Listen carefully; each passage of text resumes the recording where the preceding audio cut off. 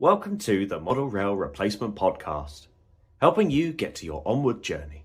A friendly service that helps you get from A to B, or probably nowhere at all.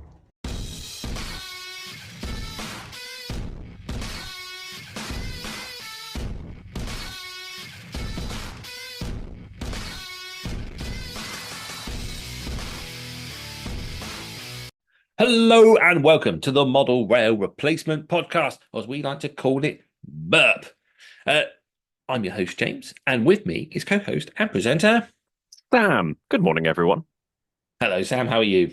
I'm really, really good. Like considering how grumpy I was in last week's episode, this week I am full on into loving hobby. Possibly a little bit to the point where I'm doing too many different things, but I am really enjoying model railway as a hobby right now. So this week's been really, really good. How about you? Yeah, I'm not too bad. I realised why I paused when I was introducing because I was like, I'm sure I'm supposed to say something, and it was just say that this is season 2, episode 13. I just skipped my mind, even though we literally talked about it 10 seconds beforehand. But there we go. Yeah, no, I'm good. I'm back from the National Festival of Railway Modelling, NEC, which was the weekend just gone. So that was the first one held there. The replacement of Worley. And it wasn't as big as Worley, but it's their first time doing it. Apparently, I mean, I haven't seen anything, but I saw some people comment. Some people had commented that it wasn't great. I thought it was a pretty good show. I haven't done a video. I know one person was asking for it, and that was my dad. It's like, you've done a video.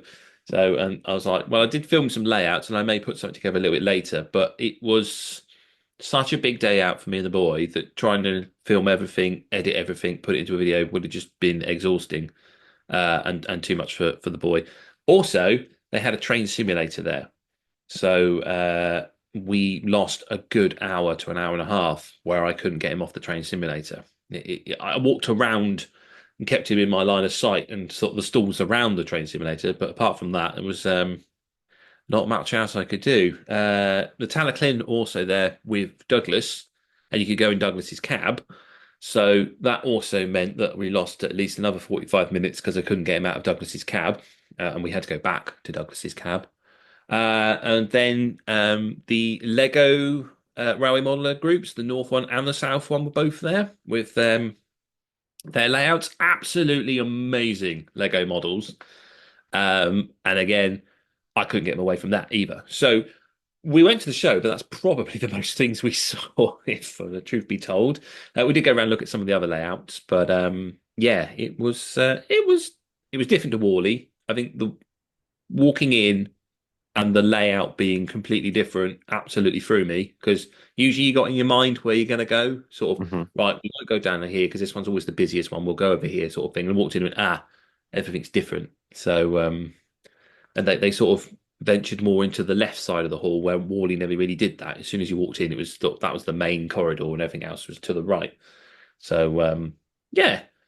I'm not quite sure what people's complaints were. I thought it was a pretty good show. Maybe I don't think we saw any narrow gauge. That was lacking. Because usually, like Worley had the narrow gauge society there with a load of layouts present. But it's early days and all that. And time to look into other things for the future, I suppose. Excellent. One thing that I've seen a couple of videos of it. The one thing I don't necessarily understand, and it's maybe because of how they're charged for the site. There's a lot of videos of where sort of people from the outside so they're still in the hangar, let's call it the hangar, or the exhibition hall that the show was in, but everything seemed to be squeezed into the middle. Now, would it have not made sense to have things branched out a little? There was a big amount of space around the outside where people sort of went to go sit, but there was a lot of it with nothing in there except for people sitting on the floor. Why was it so condensed? Why wouldn't you have it bigger, if that made sense? So you had wider aisles and things like that. Yeah, I'm not too sure about that. That's Worley was a bit like that, in the sense that so it was in Hall 5 as Worley was always held in, and Worley never utilised the entire space. So yeah, everything was a bit sort of crammed together. It wasn't massively busy. I think the same as what Worley always had. There's always the well, I'll say the main corridor, the entrance when you walk in. All the traders are all down the side, and there's a couple of layouts, and they had a very similar setup there. And that's always the busiest part because that seems to be like the main walking route for everyone. And it's always a little bit overcrowded, and you tend to struggle to get near the traders or near the layouts. Hmm. But yeah, I'm not sure why the remainder of the hall wasn't utilised, why things weren't just spread out just that little bit further, just to make it a bit more open spaced. Because Key Model World essentially they had a different hall when they held theirs in April, but they utilized the entire hall. Like the whole room was, I mean, Making Tracks took out most of it, and then that big Class 37 stood next to it. But it was a lot more spread out and open, and it did feel a lot less claustrophobic. I'm not sure. Maybe I don't know. I mean, you've paid for the hall, I assume. Yeah, I can't maybe imagine. maybe all the plug sockets are just in that area. I don't know. I just saw the pictures of it and I thought it was very weird. Like, don't get me wrong, I can understand having that space at the side for people to sit because there were a lot of people just sort of sat on the floor in that area. But when I watched the video, I was like, why would you not expand it a little bit more and give people a little bit more breathing room in the aisles? But I don't organize a show. I don't know how it's done. I imagine that you would pay for the hall, not the square footage, but that's not necessarily true. So we'll see. But yeah, I mean, it looked like a good show. I did get a complaint from Lyndon that he didn't see you at the show. I told him that at the end of the day, that James just might not like you. So if you're visiting Fairford East, you heard it here first. There's a gang war going on between James and Lyndon from Fairford East. Yeah, damn straight. I knew exactly where his layout was, and I avoided it all day. He's going to listen to this and be so mad. As explained to him when he messaged me and said, "I didn't see you." Yeah, because of at the end of the day, the boy wanted to come along. He wanted to do things, so I don't want to drag him around and make him feel really bored, which also then results in more trouble for me because then he'll want to go home because he feels tired, etc. And they're not fun for either of us. And we've travelled all the way to Birmingham to go see this. So obviously, a lot of time was lost at the train simulator, and we had a train to catch home. So it was decided that we kind of looked at the map and went, right, we've seen this one at an exhibition before, we've seen this one at an exhibition before, we've seen this one. So we just went and looked at the ones that we hadn't seen, or the ones that we would just like to see again, just because they're sort of favourites on the exhibition circuit. I mean, and that wasn't always true because oh, damn, I can never remember the name of it, but I always name it I named it in my episode when I said it was my favourite exhibition layout, but I'm White. I want to say White Acres, White Cave, but anyway, it's the really large 00 gauge one, modern day multi-track, really great layout. We didn't even stop off at that one. And I really enjoyed that layout, even though I can never remember its name. But yeah, what I liked about the exhibition was that there was, they did think about children, and they did try and make it interactive with children. Hornby had the play trains out. The kids can go in there and play with all that. They had their usual demonstration layout where you could play with the iPad and drive the trains on there. So, the boy had a good go on that. And whilst I was having a chat with Joseph from that Model Railway guy, we kept bumping into each other wherever we went. So we might as well just gone around together, to be honest. It would have been a lot easier. So yeah, I kept bumping into Joseph. There was a few other people come along, said hello. And the remaining of the coasters were given away, and yeah, it was very nice to talk to people.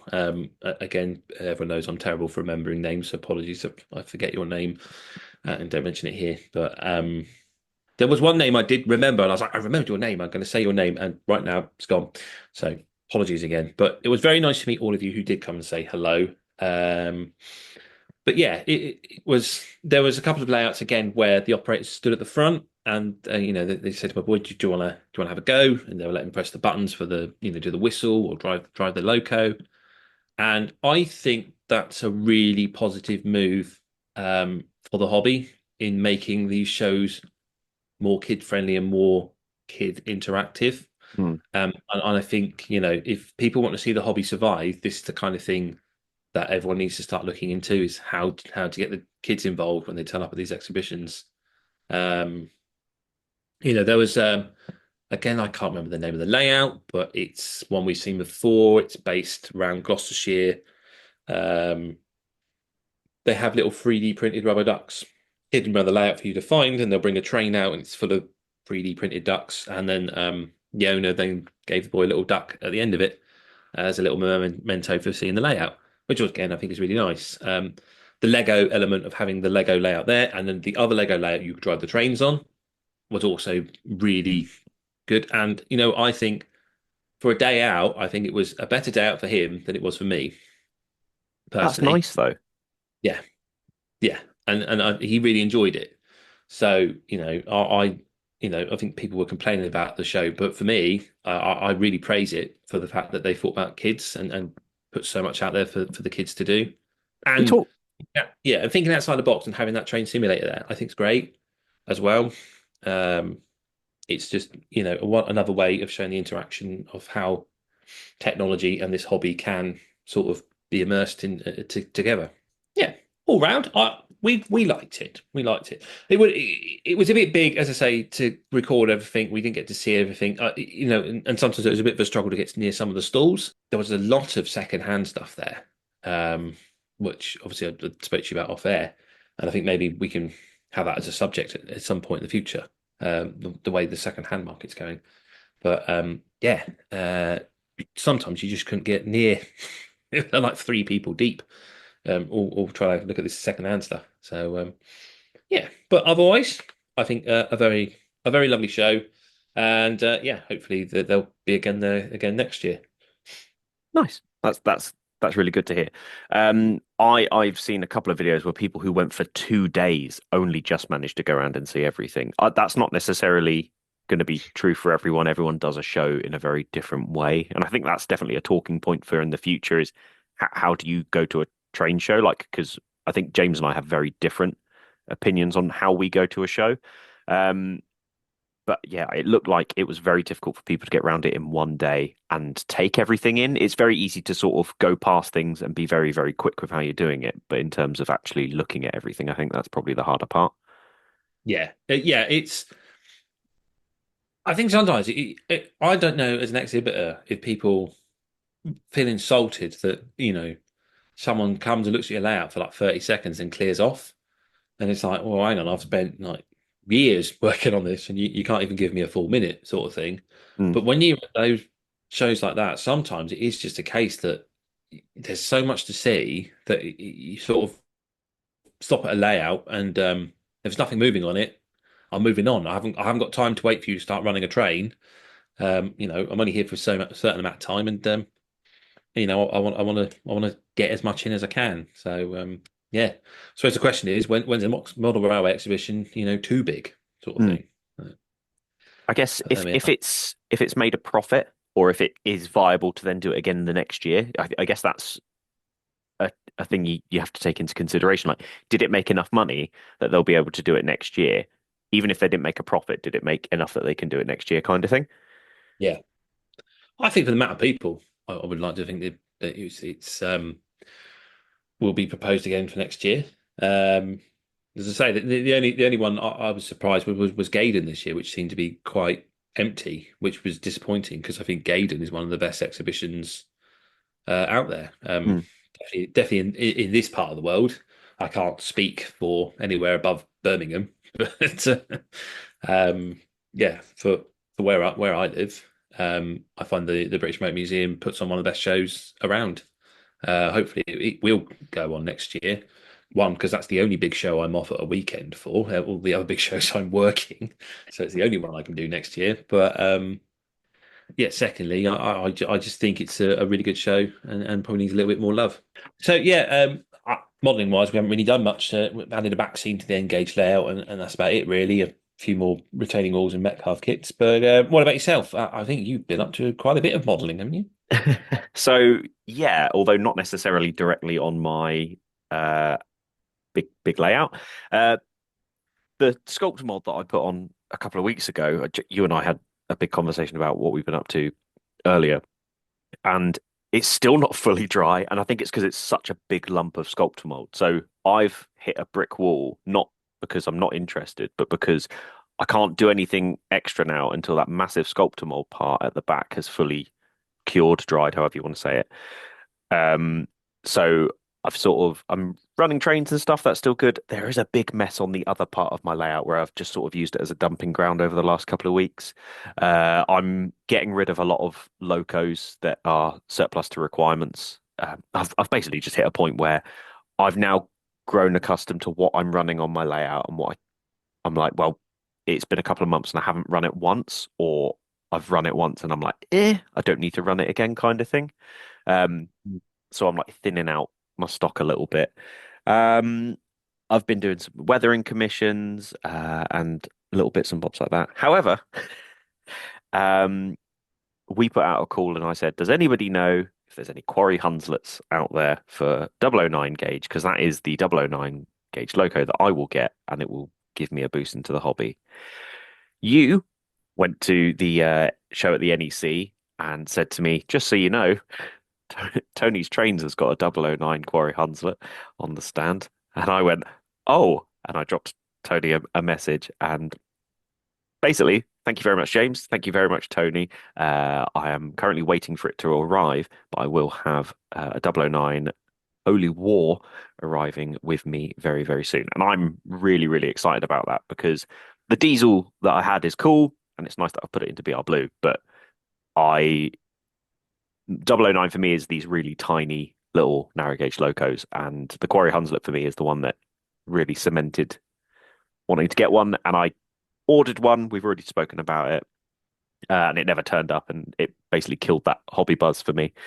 But I've got 009 on the way. There's other bits that I can't talk about just yet, but basically I am going into different gauges for little mini projects that I'm going to do. They're not going to be my big layout, but I plan on just sort of doing some cool different gauge, different scale things that are available out there. So, but on Instagram, I did post. I don't have the DCC Concepts 009 rolling road piece, or at least I can't find it. So I was like, well, I need to run in this little diesel. So I made a very, very tight radius circle of track on 009. And it is no bigger than 30 centimeters deep and across. So it is a very, very tiny radius of track. And actually, when you turn it on slow, the little diesel going around is quite therapeutic. But I think I sent you up a video and I uploaded the video of it going around booting it. And I joked about the Need for Speed Underground soundtrack on in the background as it's like booting it around the corner. That made me very dizzy. Which I was surprised when you put it on Instagram. I was like, you've missed a trick there. You've not put Dizzy on as a soundtrack over the top. Oh, I should have. Oh, that's annoying. What did I put? I can't even remember what I put over the top. You don't even put anything at the end. It's just a train going round and round and round. Ah, I might just build a collection up of different songs going around to it, whether it's Need for Speed Underground, Eastbound and Down by Jerry Reed from Smokey and the Bandit. I think that would go quite well.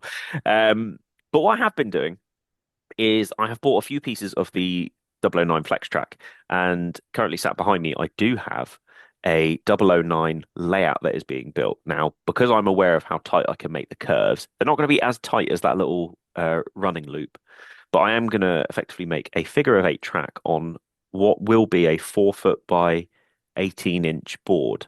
And the idea is that the loco will go underneath a bridge, up round the corner and up the gradient along a small piece of straight track and then back down again. And the idea is it's going to be just a nice little scenic piece where bits come up and down, and hopefully I'll be able to do some really cool scenics on it. But yeah, that's going on behind me. So I've been bitten by the 009 bug, and I've watched so many 009 videos in the last week or so, including your series, Joseph's series, and I've also been watching the GW Williamson series as well, and all the stuff that they do in 009, as well as reviews of locos and such like that. So I'm very, very excited, which also probably explains when you get to it for the main segment of this week.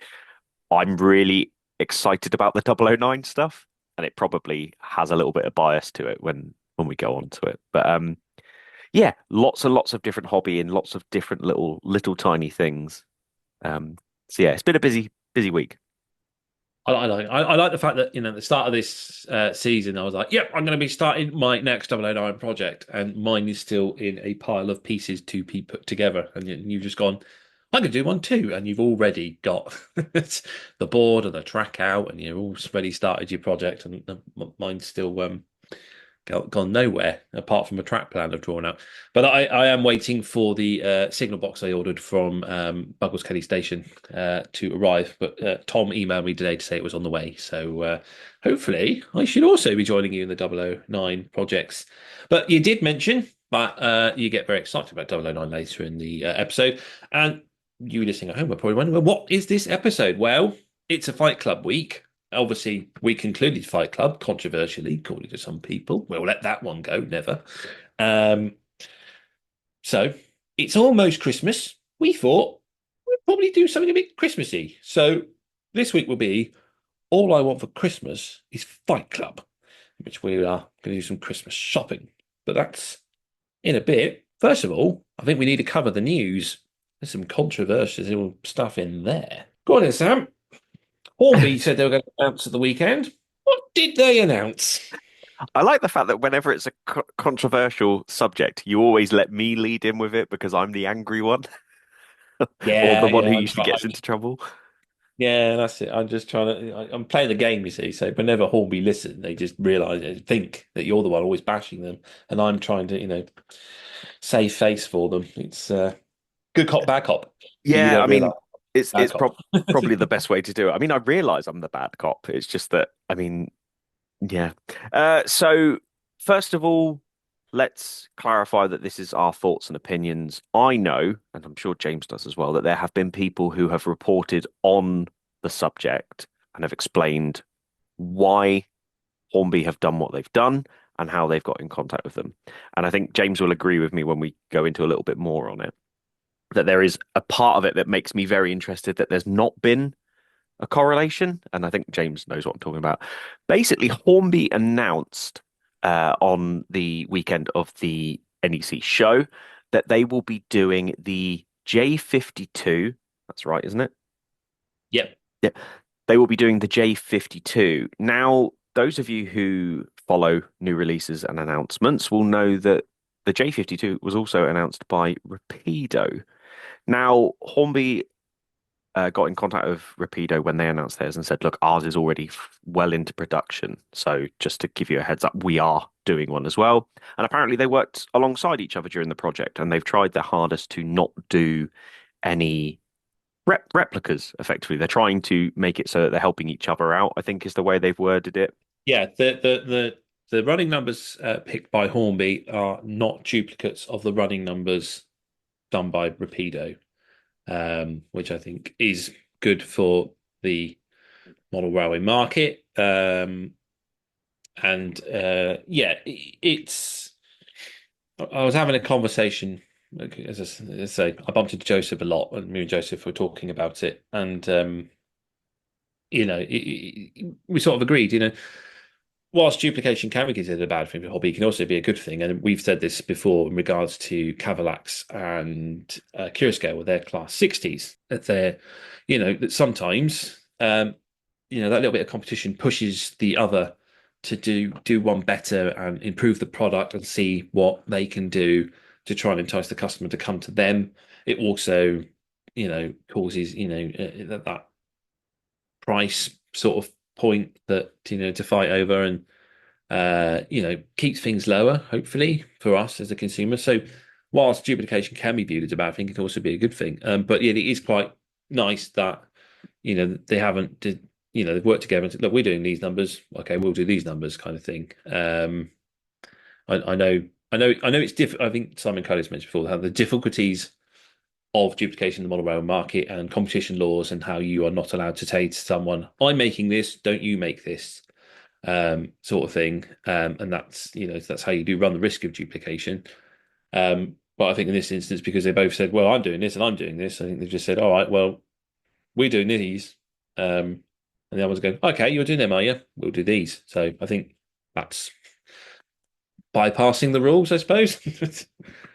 Yeah, it's be curious to see, but they do look nice, the Hornby models. And again, it'd be nice to see how they compare up to the Rapido ones.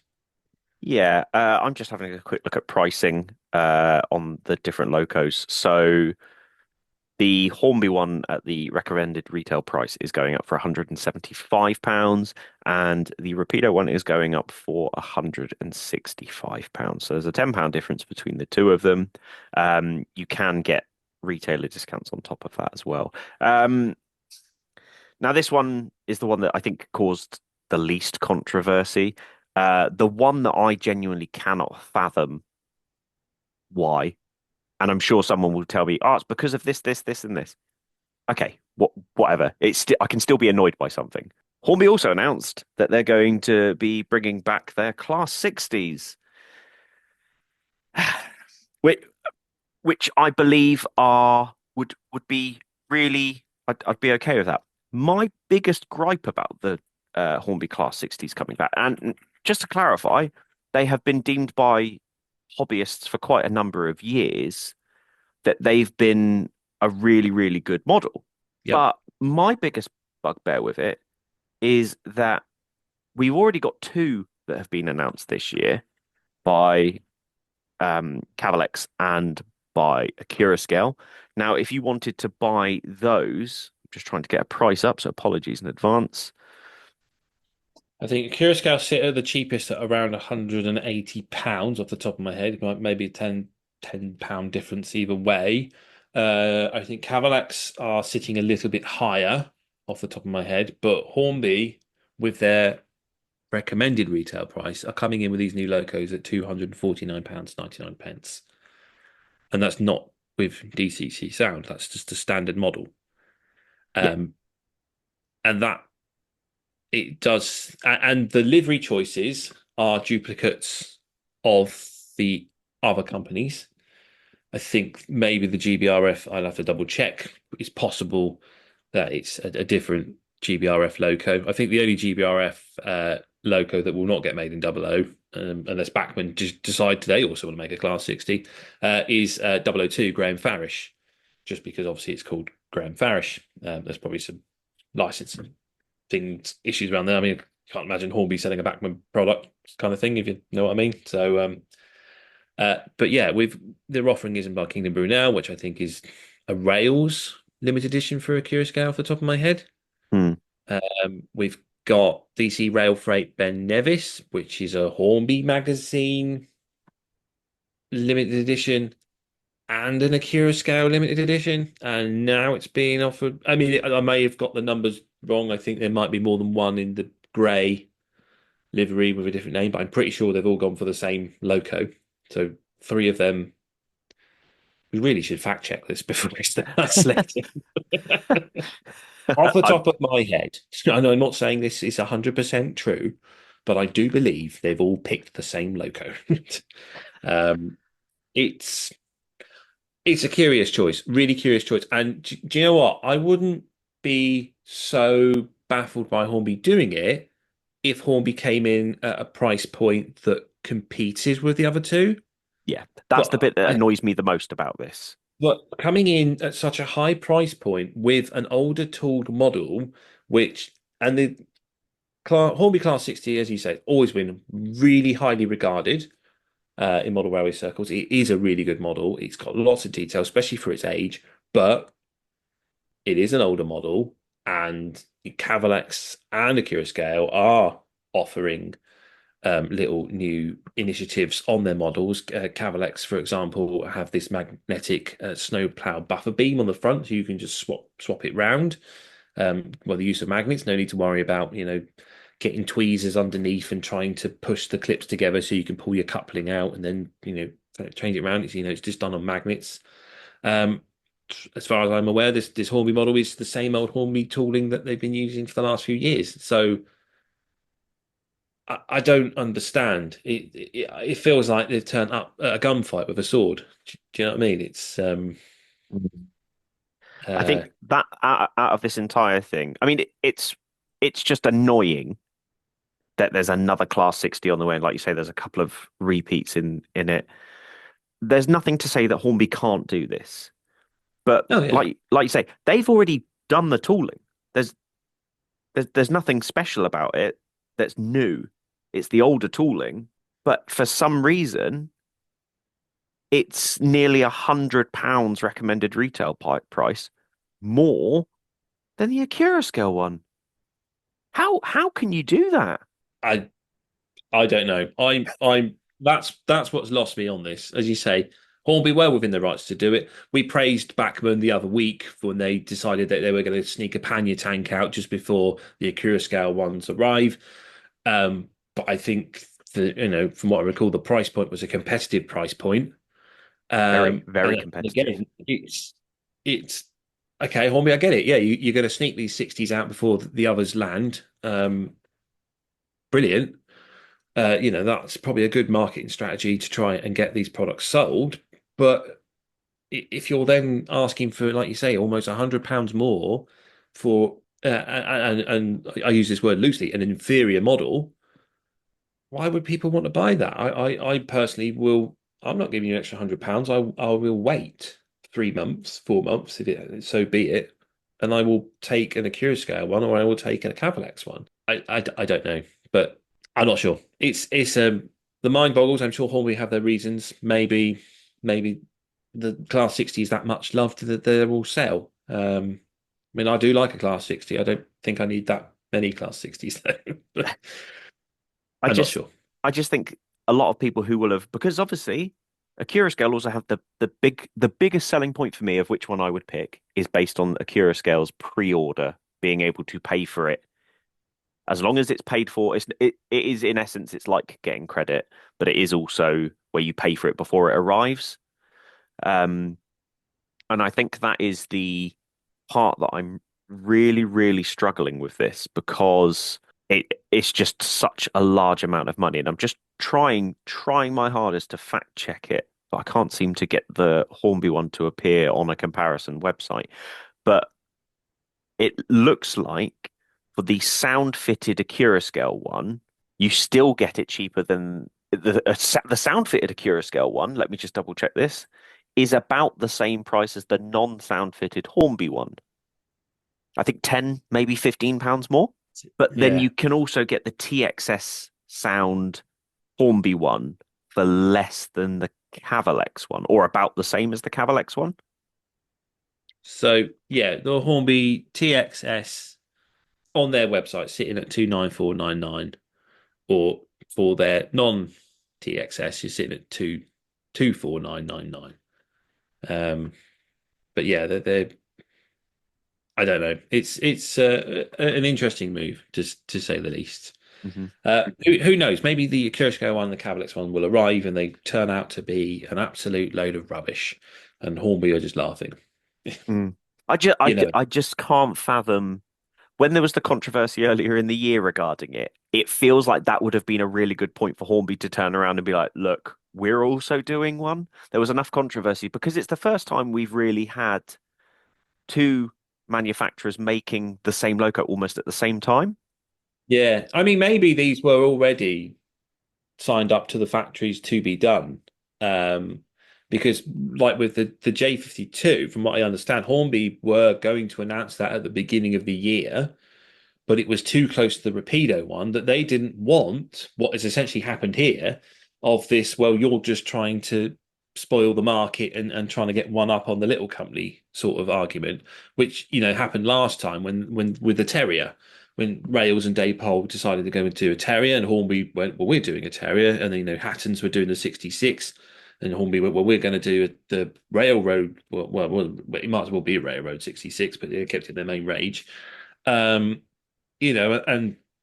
those particular shops, I think, particularly Rails, had such a falling out of Hornby that they didn't stock their products. Mm-hmm. Uh, and we all saw that happen on telly, sort of thing. So from what I understand, they tried to avoid it this time, but the 60, I don't know, maybe that was already approved in production. Maybe that's why when we felt that the Hornby announcements weren't as big, it's because there was products like this that weren't being put out there because of those reasons. But again, it's the only sticking point for me. It's like you say, it's Hornby can do what they want. It just seems so bizarre to go in at such a high price point in comparison to the rest of the market. So much higher than the competitive. Let's be honest, Secura Scale over the last five, four, how long's the Deltic been out? Their first loco, so 3, 4 years. The Deltic, I think I ordered that back in 2018 off the top of my head. But like it's been physically so over the last few years, Scale have really been knocking it out of the park with their locomotives. And whilst they've had a few that have had bad reviews, not many. I feel No, like I just and they are also, they put that lifetime guarantee on them, so they are aware that their product may have an issue in the future, but they're also proud enough to say, look, if it breaks, send it back. If it's 10 years later and the motor burnt out, send it back, sort of thing. So they've got that advantage as well. I know let's face it, model railway products are so expensive now. I don't go out and impulse purchase like I used to. I very rarely impulse purchase these days. I have to really think about what I'm going, especially locos. Do I actually need this loco? Do I want to buy this loco? Because they are so expensive. If you want me to impulse purchase a 60, and it's particularly when we were shopping online, if I'm looking around, am I going to impulse purchase this Hornby 60 at £100 more than the Acura Scale one? No, I'm going to watch the pennies. And also, the Acura Scale say they'll fix it if it breaks. I just, yeah, it's a very, very. I don't know. I don't know. We try. We always try not to Hornby bash. We always try to be impartial, but sometimes something just baffles you so much. I want to be positive about it, it's but really difficult. it's difficult to find the words to say. Great, yay! It's coming to the market. I don't know. I think what's the worst part about this is so I think I would have looked at this very differently if Hornby had come in and undercut the other two. I think whilst a it's a dodgy move, I'd understand why they were doing it. Like at the end of the day, these are all businesses. They need to sell these things for it to work. If they'd come in and said, here's our Class 60s, we're redoing some of the liveries, we're selling them at 150, 140, I'd be like, you know what, I understand that. Hence why we were positive-ish about the Bachmann Pannier, because we were like, well, you know what, like it's another Pannier, but they're bringing it in probably before the Acura Scale one comes in, and it's still cheaper. Yeah. Like it's under £100.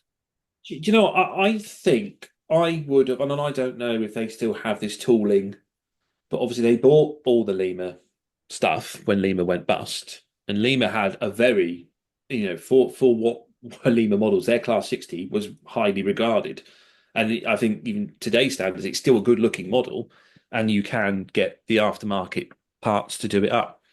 I don't think I would have been so shocked if they'd gone with the Lima tooling, said, look, we've dug the Lima tooling out, we've designed a new chassis for it, it's coming out in the railroad range, and it'll be at this price, which probably would have been at a more competitive price, maybe even lower. And I would have gone, that makes sense, because that's kind of the same of what they've done with the 66. They're saying, look, you may want this, but you can't afford this, but we'll give you something that you can afford. Here, they've gone completely opposite and gone, right, if you can't afford one of them, you definitely won't be able to afford one of these. I don't know. Here's something to really make the whole thing a little bit more laughable. The Hornby Class 60 is still available via Rails. The one that is, I don't know when the actual model came out, but you can buy the Capability Brown BR Class 60. So 60002, 60001. You can still buy those from Rails for £120. So they've got 46% knocked off them. Why? Why on earth are Hornby bringing out a £250 version when there's still these older ones going around? The other thing is as well, the 001 is still on the Hornby website, and it's at its original price point when it come to market at £223.99 recommended retail. So they've even put the price up on these newer models. They've jumped up from 223 to 249. It just baffles even more. I don't know. We probably just need to leave it here, because otherwise we'll be digging into Hornby too much. Look, we want every success for Hornby. We want them to still be a brand. We still want them to be a household name. We don't want we like to see them succeed, like we'd like to see any model railway business succeed. But as we say, sometimes questions have to be asked. I think the biggest problem is that the company that we don't necessarily always bash them, but the company that we don't talk the highest of is always Hornby. And that's not because we don't want to. I have said that their Black 5 and their 4VEP are two Hornby models that are new models that I have obtained, are really, really good models. But there's just some stuff that they do where you go, what? Like the HSTs that are coming out now. The tooling on those haven't changed, but they're still going for like £400 for two for just the two locos, and one of them's not even powered. Yeah. Anyway, and it's price point is a sticking point for a lot of modelers these days. And it pointed out on, I think it was Lego Bifferman, who had an Instagram account, something, and he said, one of the highest talking points at the weekend at the NEC show was the cost of everything. And he said, talking to customers and their concerns, we are now going to sell, and he's dropped prices on, I think, slot and decoders. We're going to now sell these at this price. Which is curious and an interesting move, and it's nice to see a response to the feedback. I don't know this one. I think we'll just put this one to bed. The aftermarket, well, the sales will speak for themselves in the future, won't they? We will see who is the better product when all three have arrived, and the market votes with its feet, I suppose, or its wallet. and just quickly returning to what I said about how they very quickly said how they'd been collaborating with Rapido after this. There's not been any mention of them approaching the other companies being like, we're going to be re-releasing our Class 60s. And I think it's not necessarily what is said, but what's not said. I think that was really telling. And unless they release something in the next day or so to sort of go, oh, we also did do this, I think that really speaks for itself that they did this big song and dance about how they were collaborating with Rapido about trying to work on their J52s, but not one single word was uttered about their ridiculously overpriced Class 60s in comparison to their competitors. I think that's my final word on it, is that I haven't seen, and if anybody's got anything where Hornby has said, oh, we've approached Curascale and Cavalex about the 60s and stuff, I will read it and have a look. But it's very telling that they said something about the J52, but not the 60. I think that's the bit I'm going to put as like the nail in the coffin for this, just to sort of. Yeah. And of course, in final news, Francis Bourgeois went out to Miniature Wonderland to have a look around there. So that's now ruined for anyone who wants to go there, because obviously that's now going to be a tourist hotspot for all the people that went, oh, I didn't know it existed, but now someone on TikTok's been there. I've got to go there. So, yeah, if you want to go to Miniature Wonderland, you probably ain't got a chance. Should we move on to the middle section? Let's go talk about Christmas. Let's all cheer up and have a good old Christmas fight, because it isn't Christmas without a fight club.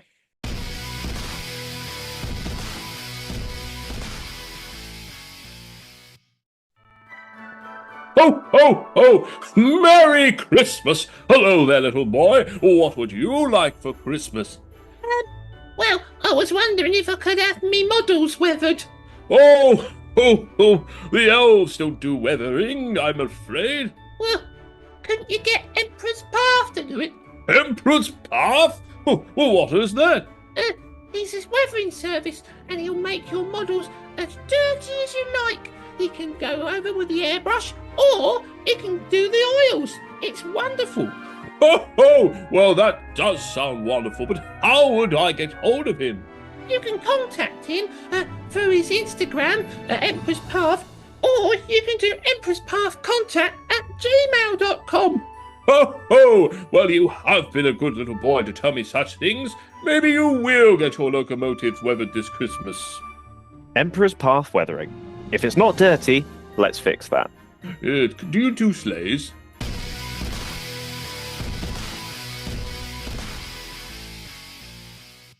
Welcome back to what we call All I Want for Christmas is Fight Club.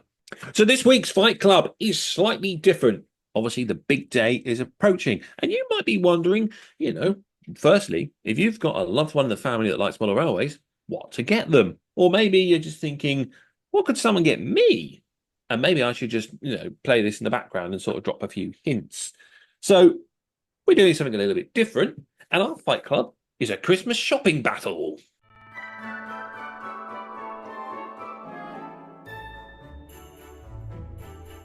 We've divided the rules as so. We're going to have 5 categories of various amounts of money.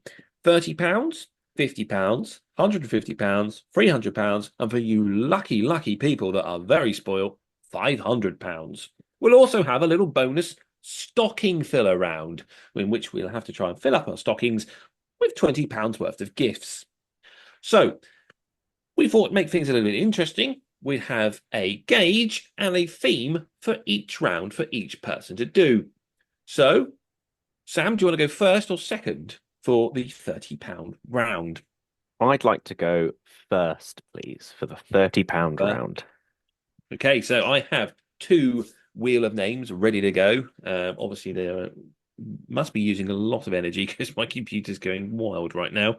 Right, let's find out what gauge you will be purchasing in £30. The gauges are the most common ones. We're just going to do British outline as well. So apologies to any continental modelers. But we've gone for the 5 most common gauges of 00, O gauge, N gauge, TT, and 009. Obviously, if you get 009, that's a wild card. You can pick whatever theme you like because trying to find 009 LNER, you might struggle. So let's see what you get. The wheel was spinning.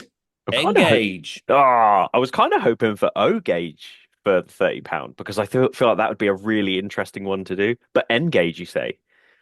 Engage. Yes. So yes, you have engage, and your theme will be it's wild card. So there we are. I don't think I've actually covered out what our themes will be. So we've got a various amount in here. BR Steam, LMS, Southern, GWR, LNER, Sectorization, Period 2, BR Blue, Industrial, Wildcard, and Privatisation. So yeah, you've got Engage Wildcard, anything you like in Engage, up to £30. Excellent. So to make it clear, whilst it would be great to go out and purchase some secondhand bargains that you may find out there, we're making it that we have to have a source for where we are finding things for this particular price, correct? That is correct. Yep. So, there is obviously a second-hand market out there, but we are going to be snobby and only buy brand new. Right then, I'm going to do mine. See what I get. Wheel is spinning, round and round it goes, and it is.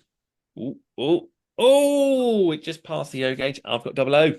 00 gauge. So just to make it clear for people at home, once a gauge and a theme has been picked, can it be picked again? We only have 5, and so yes. What about so Okay, right. So I've got 00 gauge on the £30 bracket, and my theme for 00 will be as the wheel spins and spins. What will it land on? It just I was hoping it was gonna land on Period 2, but BR Blue is my theme. So I got to find something for £30 for the BR Blue modeler. There we go. Right then. So we'll move on to our £50 round as we spin the wheel. And we've decided to make things a little bit more difficult. Once you've got a gauge, that's it. You can't have it again because there are 5 gauges and 5 rounds. So, yeah.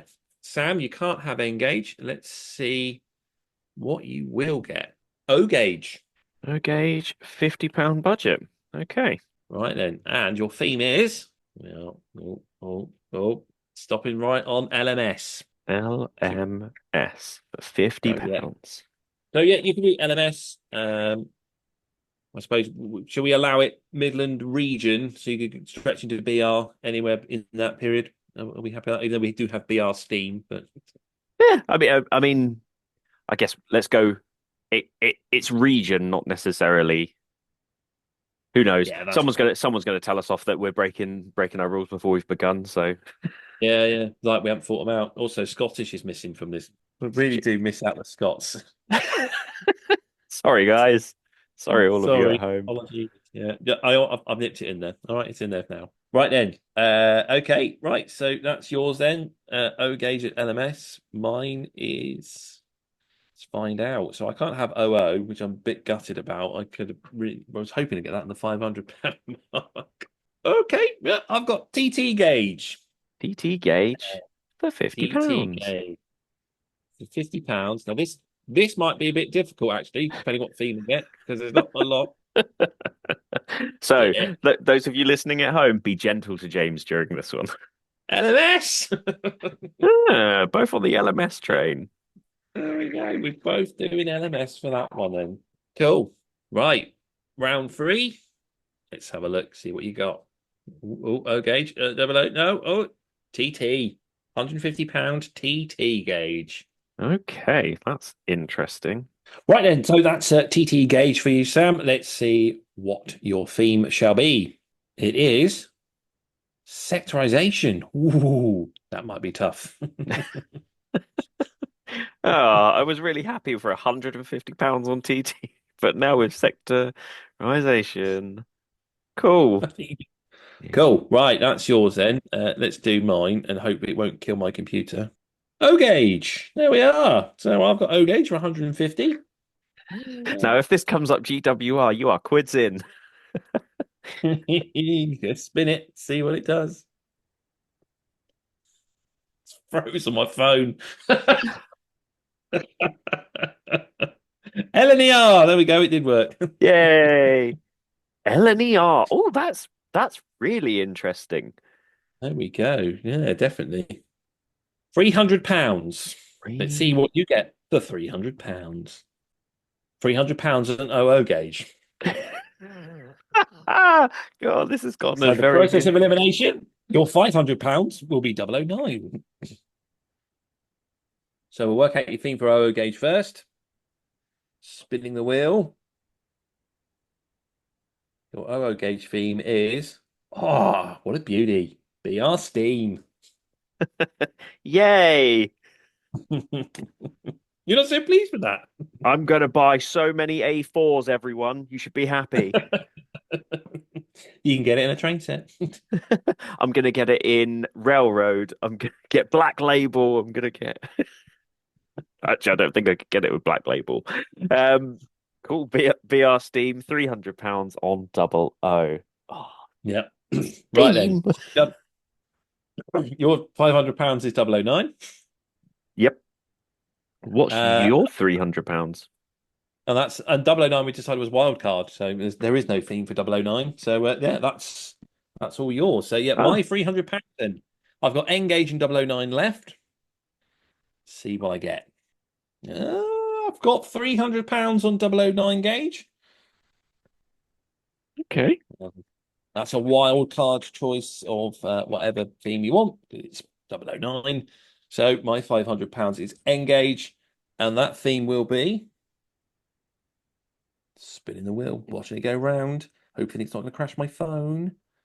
I've had to separate these wheels because it crashed the computer. I have to spend £500 on Engage Southern theme. Oh, that is out of all of them, I think that's possibly the best combination, I think. You got your Southern bias coming in here again. You see, it's no, I want LNR, so I can do A4s. Well, that's exactly why I said it. I just need it to be a case of that there's going to be no A4s in the VR Steam. Yeah, interesting. Cool. So just going over that again, for the £30, I have to get N gauge, and I've got a wild card round. James has got double O gauge in BR.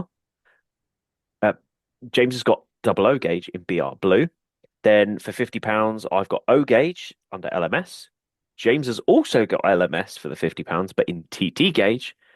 £150, I have TT gauge sectorization. James has O gauge LNER. £300 is double O BR Steam for me, and James is 009 wild card. And then for £500, I have 009, which is a wild card, and James has Engage Southern. We're going to take a couple of weeks break to decide these lists. So for the first time ever, we're going to have a big break between our main segments. So it's a little bit Taskmaster-esque where we've got to go do the tasks separately and come back to it. So James, I'm really looking forward to see what you come up with for these lists. Yeah. You got quite some interesting ones as well. I'm disappointed there's no GWR in there. No Yeah. GWR, nothing at all. But Yeah. So out of the different categories, for me, which one are you looking forward to seeing the most? yeah, no, I just want to see what you're going to spend £500 in 009 on. I'm sure it can be done. Oh, I have no doubt in my mind. I Yeah, think your TT one that'll be interesting because obviously there's a little bit of sectorization out there, but yeah, what you come back with will be interesting for that budget. yeah. I mean, I think obviously if you're buying wagons and you're buying a rake of stuff, you kind of do want to be able to buy multiples of the same thing. I always just get annoyed when you'd ask for several of the same thing and someone would be like, "Well, someone's already bought that for you." So it'd be interesting because me as a person, it would be a case of I want 9 of this coach. But I guess are we doing it where you can only buy one of a certain thing and you have to buy something new, or can you buy 7 of the same thing? I suppose you can do it however you like because obviously we are going to decide the winner by which purchase is going to go on our Christmas wish list. So each round will decide who has the better pick and which wish list you'd rather have. And obviously, the most on the Christmas wish list will be the winner of our rounds. And our stocking filler round, that's just going to be little knickknacks, I suppose, model railway knickknacks that you can get in there. So no theme, just 5 items. I think we decided to get in the stocking filler for under £20. Yeah, under £20, like, and it has to be you have to have at least 5 things, so you can't you can't just be like, here's a wagon for £20. You want it to be lots of little knickknacks. I think stocking filler just make life just a little bit easier. Up that budget to £25. Okay, So we 25 pound. £5 a piece for each item. Is that so you can buy lots of Oxford diecast? Worked out my plan. Yeah. They're all different. This one's a van, this one's a tractor, this one's a car. Well, we'll see. We'll see what the final list come to. So I guess I'll see you in a few weeks then, James. Yeah, I'm off to go shopping. Yeah. Ching ching.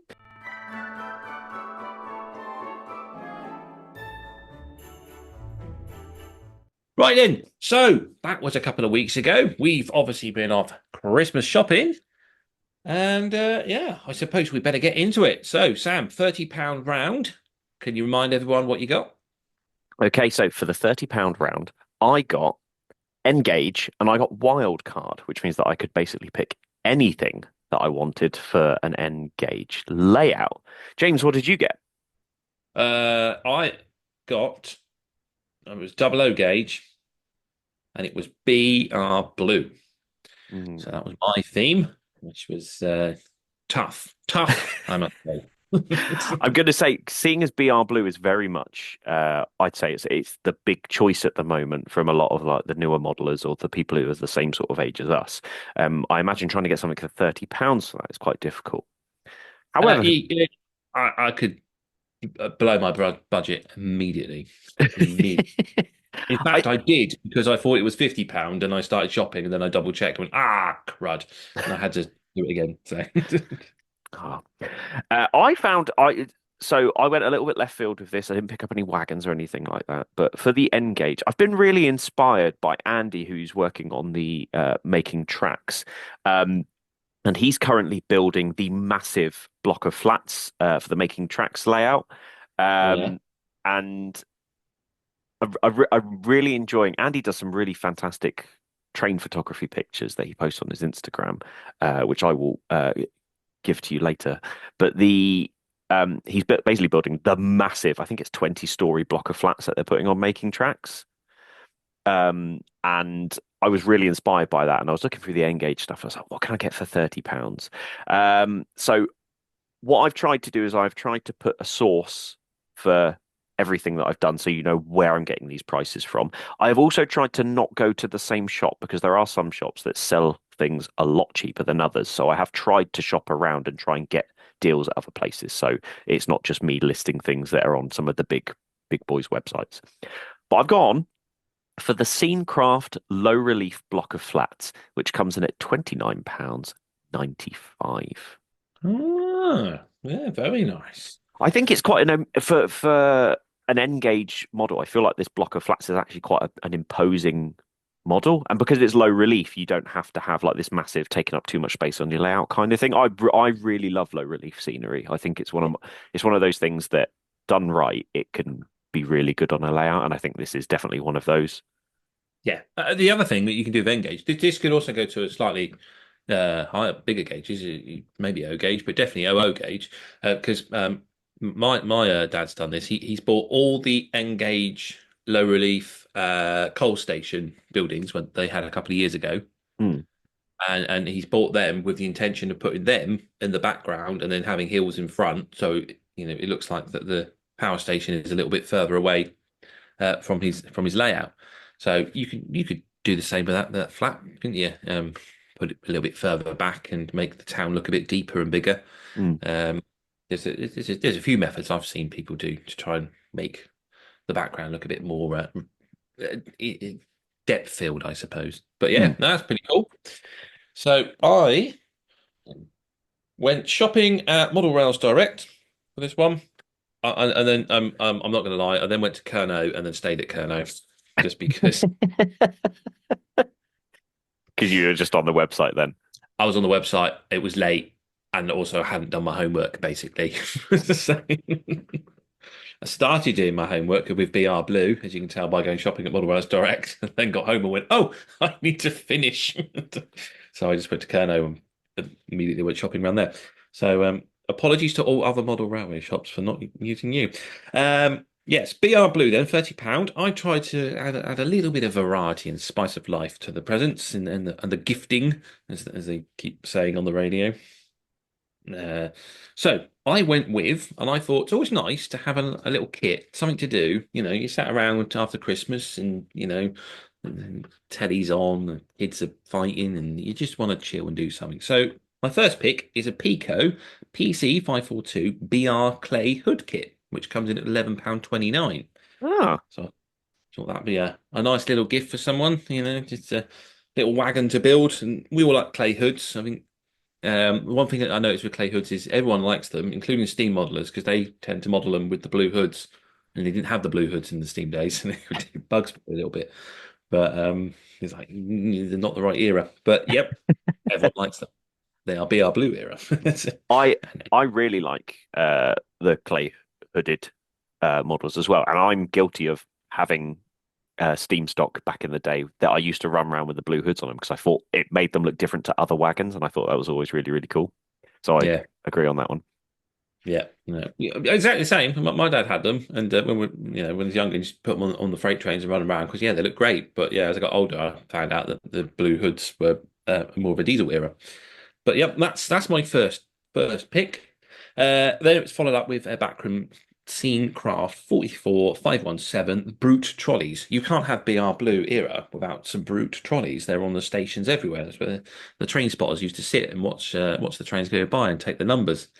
So I felt that was an essential gift for any BR Blue modeler. And then I had a little bit of money left, so that was £10.15. And just to try and get as close to the £30 mark as I could, I picked up Bachmann Scene Craft 44084 flat roof garage, because I think around the time of BR Blue, we started to see garages like this appear. Not too dissimilar, I suppose. It would have gone with your flat, I suppose. Would have been a block of garages like that next to the flats. So that was my pick. But it was quite tough because originally I picked up a Rapido OBA wagon and then realised I'd got my budget wrong. So that had to go. That was £27. As I say, you can wipe your £30 budget out immediately. So, that's £30. So I feel like considering I've gone for a smaller gauge, you'd expect that I'd have more to go with this, but you've really utilised your money well, and you've got a little bit of something. And I think you're right. I've always been one of those people where if you want to, and this is the same for me as an adult as it would be for when I was a child, I was always if you're going to give a child a present in the morning, try and give them a present that is something they can physically do, read, watch, something that is, so you don't have them then bugging you to open, or not as much, you don't have them bugging you to open more presents because they physically got something to do. I remember the best Christmas that my mum and dad did this was they bought my brother and I Crash Team Racing, which was the Crash Bandicoot racing game for the PlayStation. And my parents were cruel. They used to make us wait till 5 p.m. before we got to open our presents. It was hell. But I remember this specific Christmas, they told us they told us that we could have a present, and they got us this Crash Team Racing game, and it just kept my brother and I distracted all morning, and we didn't worry about anything. So looking at it, you give someone a kit if they want to, they can then go away and do that kit if you have time. Obviously, everyone's Christmas is different, but I think the kit alone is a great choice. But you have picked some really nice individual bits on there as well to go with it. So there's no, I went for what I thought was pretty and what went with Engage. And I think you've done a better job of it by picking something that someone can do. Yeah, I tried to get the most out of my money, I suppose. And so that £30 budget was hard, but if you do look around and you have a little think, you can find little bits and give them as presents. So yeah, how we concluding this Fight Club then? How are we deciding which is going on our Christmas list? Is it your gifts or my gifts? Oh, your gifts are going on the, sorry, I thought I made that very clear. Your gifts are going on the Christmas list on this one. If I'm looking at the two I just and what went having twice. That was all. you just needed to hear me say that you win. So yeah, your the James set of gifts are going in the £30 pile. Into Santa's sack. Can you play a little ho ho ho and jingle bell music as we put it in there? I'm gonna say yes, and the production value on it is going to be fantastic when it comes into our listeners' ears. So here you go.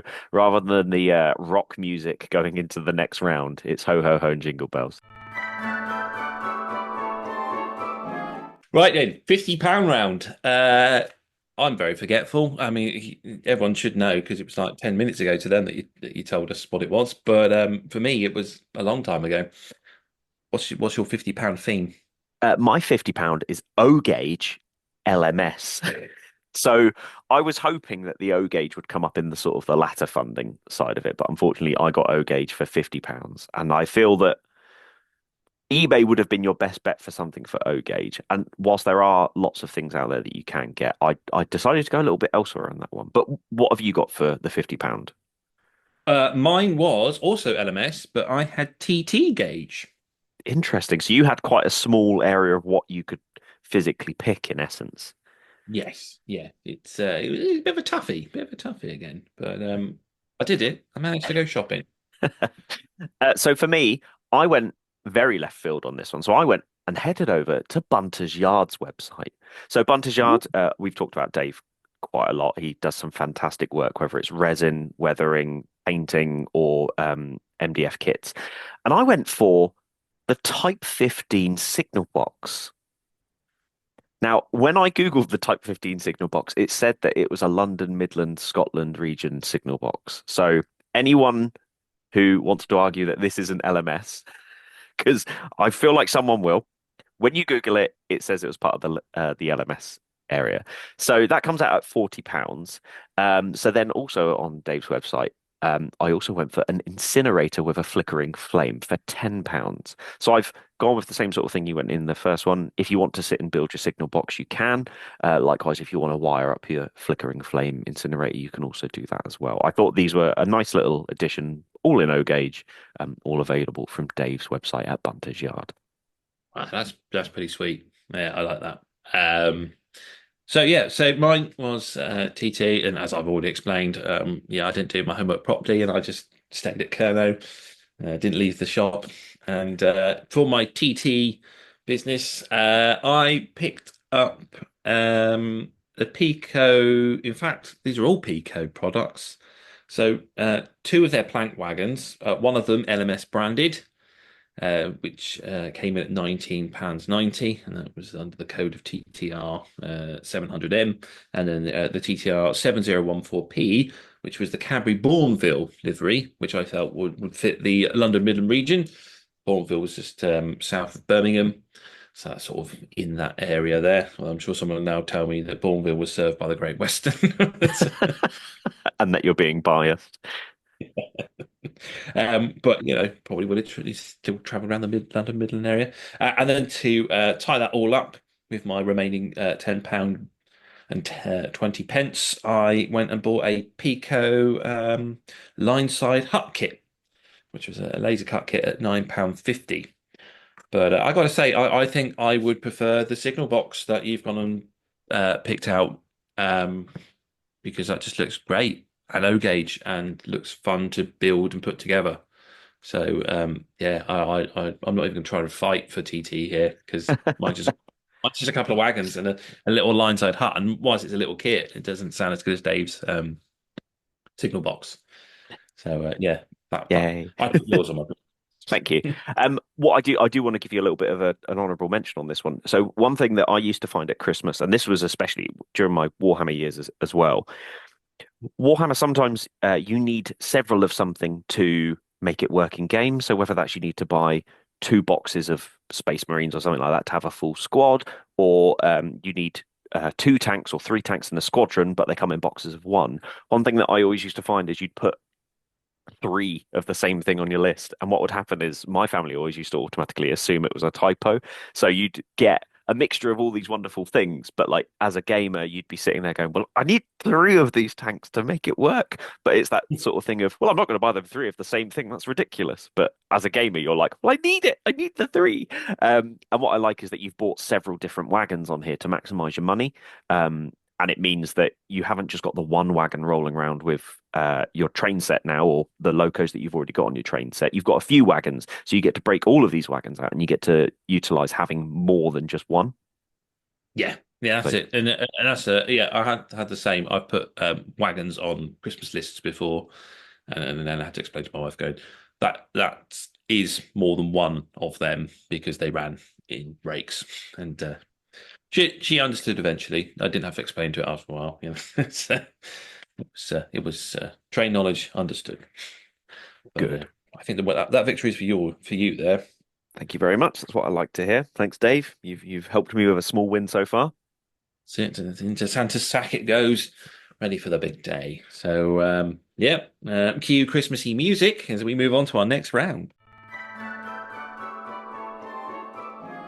So £150 is the next one. And what did you get, Sam? What was your theme?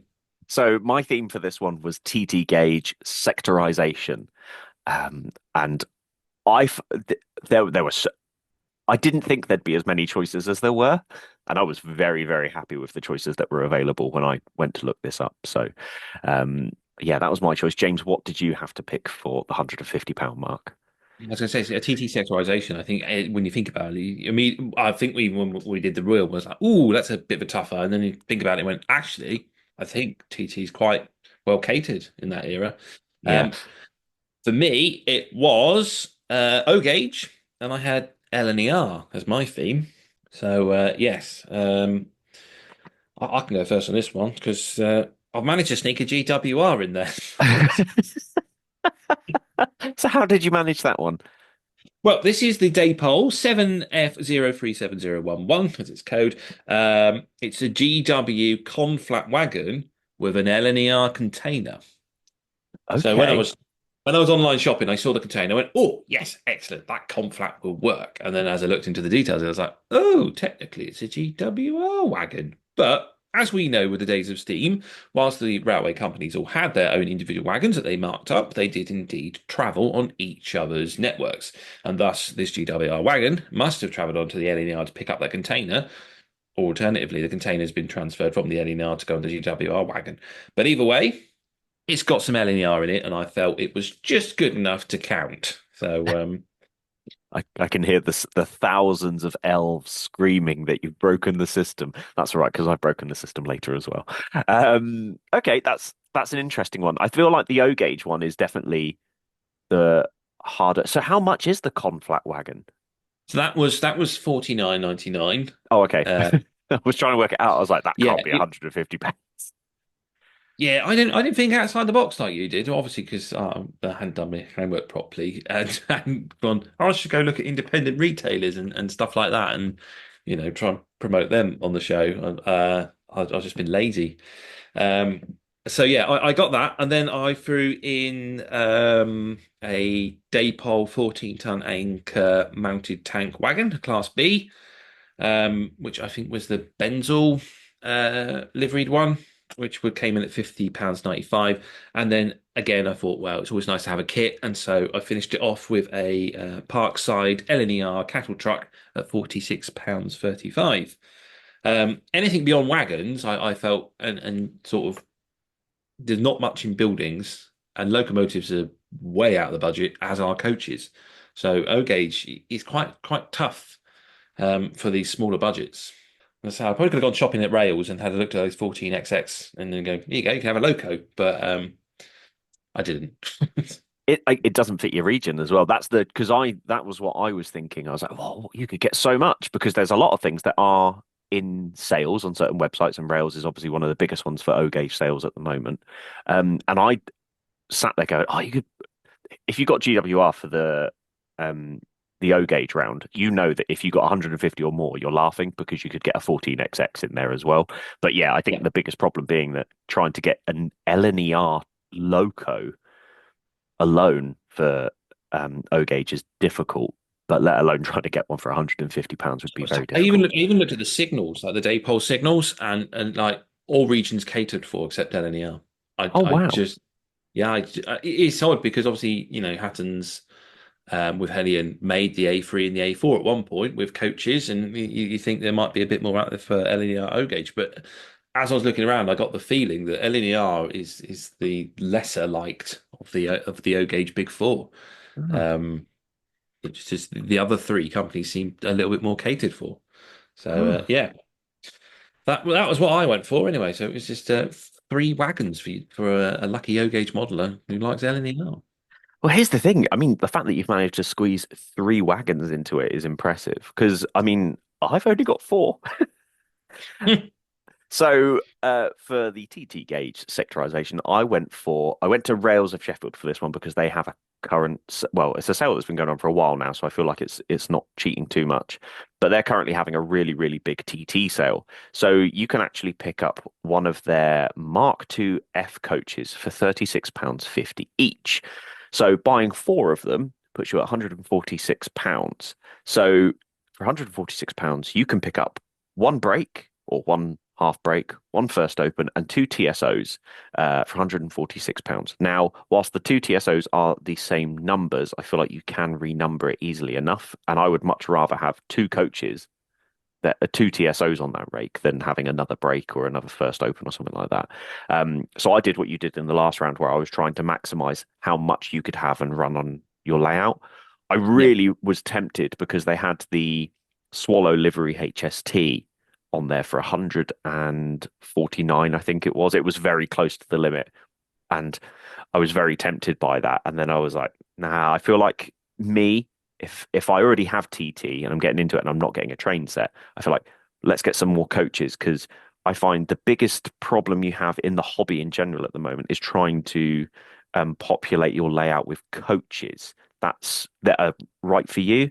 So I thought, you know what, let's max it out and try and get as many physical coaches as we could on here. So yeah, Mark IIF coaches, 4 of them for me. Yeah, no, that's good. And then you've got nothing to put them. It gives you an excuse to buy a class 50, doesn't it? So. It does indeed.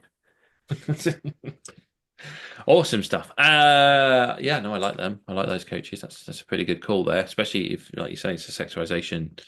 But yeah, the HST would have been a nice one too, wouldn't it? But yeah. But the only thing with the HST, I feel like if you bought the HST by itself, just running the 2 power cars, that wouldn't have been as fun.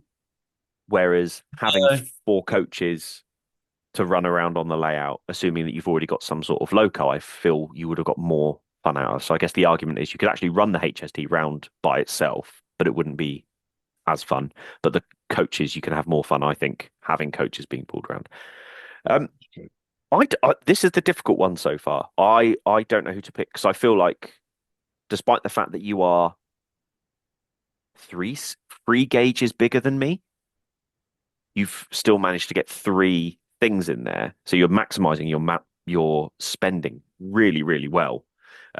Whereas I only got 4. But then I also feel like you could take my list and take it out, and you could play with that straight out the box and have a run round once everybody's finished Christmas dinner and stuff like that. So it's a difficult one. I don't know who to pick in this situation. Yeah, that's true. I mean, all I say is I'll put a kit in there again just to keep you entertained over Christmas. And then a nice O gauge kit is they do take a little while to build, so it's there's a couple of hours there already to be invested in your kit.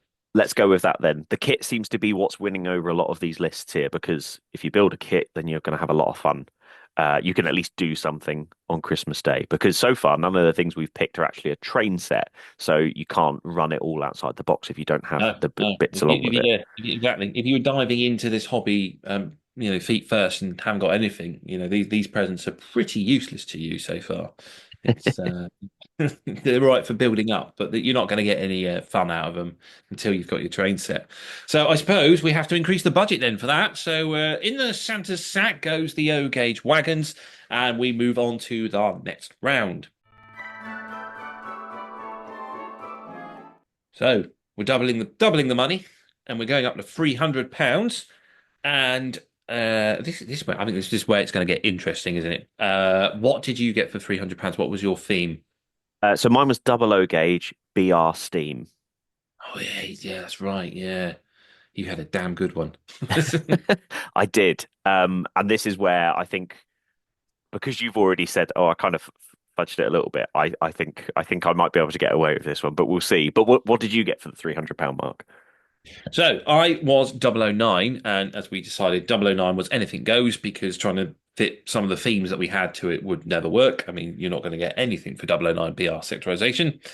So yeah, it was basically a wild card of picker's choice. So yeah, I and obviously as a 009 fan, I had a bit of fun with this one. And this is where I'm starting to think like someone who's getting into the hobby. So yeah, my selection was basically I've tried to build up a train. Hmm. So I started off with the Pico Small England locomotive. This time I've gone for Princess in green, which was being retailed at 134.95 at Kerno. And then I was like, well, I probably have it the same way as when I actually got into 009, when I went out and I bought a locomotive, I bought some coaches, I bought some rolling stock, and I bought some track. So I think the track is the only bit missing from this. I then followed it up with a Pico Freelance Glyn Valley Tramway brake coach at 33.75, followed up by Glyn Valley Tramway four-wheel coach, again 33.75. So I got myself a little passenger train there. I've then gone for the Bachmann slate wagons they're slightly more expensive than Pico at 48.99, but they are die cast and they are a lot heavier and they run really nicely. So that extra sort of little bit of money is sort of worth it in my opinion. I quite like the Bachmann slate wagons. I followed that up with a Pico Snail Beach District hopper in plain brown at 24.99 because I really like those hopper wagons. I think they look really smart. So that's added to my freight train there. And then just to finish things off, a nice little station building. It's the Tanwa Balch Blawich, again, appalling Welsh. But it's the station building from the Festiniog. It's the laser cut kit by Pico at £17.95. Ooh, that is an extremely good list. I'm quivering in my boots a little bit on this one now. Oh, that's tough. So I wrote my list as a Black Friday sale email came through from a well-known brand, Accurascale. And arguably before that, you could have got this loco for the same price, just without sound. So in mine, I had Accurascale's Ilford Manor fitted with sound, which was selling for an insane price of £170. Now, don't get started because I bought that loco a week before without sound at that price. sorry, James. I thought it was a fantastic deal. And you know what? I was even tempted to get it. By the time I'd got home, it had sold out. So we're talking 10 minutes. It must have been snapped up so quickly. And why wouldn't it be? So that's where the slight problem in my list comes from, in the fact that mine was a Black Friday sale. Black Friday will have gone and passed by the time this episode goes out. So be gentle with me on this one. And then I went a little bit weird, but I thought, you know what? It means that you could run this outside of your region. So I went for something from Rails of Sheffield, from Effie Rail, and I went for the BR Crimson LSWR Cross Country 3-coach pack. And my thought behind this was, for a full train, you could get 3 coaches and a sound fitted loco for £300. And this is bang on £300 for this. Very weird, but I feel like the playability, if you're not worried about what could actually run with certain locos, this could be a really fun thing to have on Christmas Day, especially if you've already got a DCC controller and a layout. Yeah, yeah, no, that's. I think if we were a BR sort of Devon region uh, sort of modeler, where the GWR and the Southern cross paths in later days, where boundaries were changed, etc. And yes, stuff did start getting mixed up. You may have seen a Manor pulling some Southern coaches every now and again. Although I think Ilford Manor was a Birmingham loco, but we'll digress on that one. Yeah, no, that does sound quite fun, and definitely for any BR Steam enthusiast, that'd be a great present to receive, wouldn't it? A sound fitted loco and some coaches, and it all under £300. But yes, the elephant in the room is the fact that you went Black Friday shopping. And I feel like the problem is I can't even say, oh, well, you just got the non-sound fitted loco because the Manors are now sold out. They are not available anymore. Yeah, I think my dad may have bought the very last Ilford Manor from the sounds of things because he was like, I wouldn't have bought it. So, excellent. So, yeah. But even if this wasn't a Black Friday sale, I like what you've managed to get for £300. I feel like your 009 knowledge has been used well. You've gone for a mix of things. You've got lots of things. And if I was picking between them, I'd be difficult to press, but I think I probably would have gone straight for the narrow gauge one because you are right. You've got a full set of things, and you've gone for this sort of big loco, big coaches sort of thing, and it's quite an impressive. I imagine having that going around, even on a loop, would be a really great sight to see going in and out of those narrow gauge tunnels. Oh yeah. It's definitely that's what I was trying to go for. It's basically most. I'm just assuming that if you wanted 009, you probably haven't got anything. You may pick up some track, and if I was in the £500 mark, I'd be throwing in the Pico set track starter set with this, and then maybe a few other more bits. But so the £300 mark, I was like, yeah, I think trying to get as much playability out of the theme as I can by really going across the board.